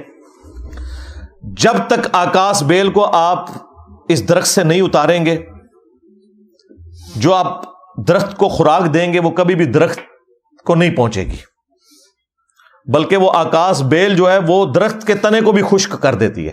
یہ بزرگوں کی آکاس بیل ہے جس کو میں نے اتارا. اس کو اتارنے کے لیے اگر میں قرآن و سنت کا صرف راستہ اختیار کرتا، انہوں نے پتہ کیا کہنا تھا، او جی بخاری مسلم تو سلطان بہو نے بھی پڑھی ہوئی تھی، قرآن سلطان بہو کو نہیں آتا تھا. تم کہتے ہو ایاک نعبد و ایاک نستعین، تو پھر سلطان بہو نے کیوں کیا ہے، سن فریاد پیراں دیا پیرا، میری فریاد سنی کن تر کے ہو، بیڑا میرا وچ کھپراں دے جتھے مچ بھی نہ بیندے ڈردے ہو.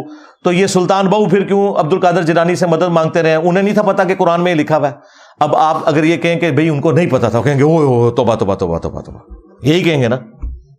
یہ بھی نہیں کہہ سکتے. اگر آپ کہیں کہ نہیں ان کو کم پتا تھا مجھے زیادہ پتا تھا، کہیں گے دیکھیں کتنا تکبر کر رہا ہے ان کو.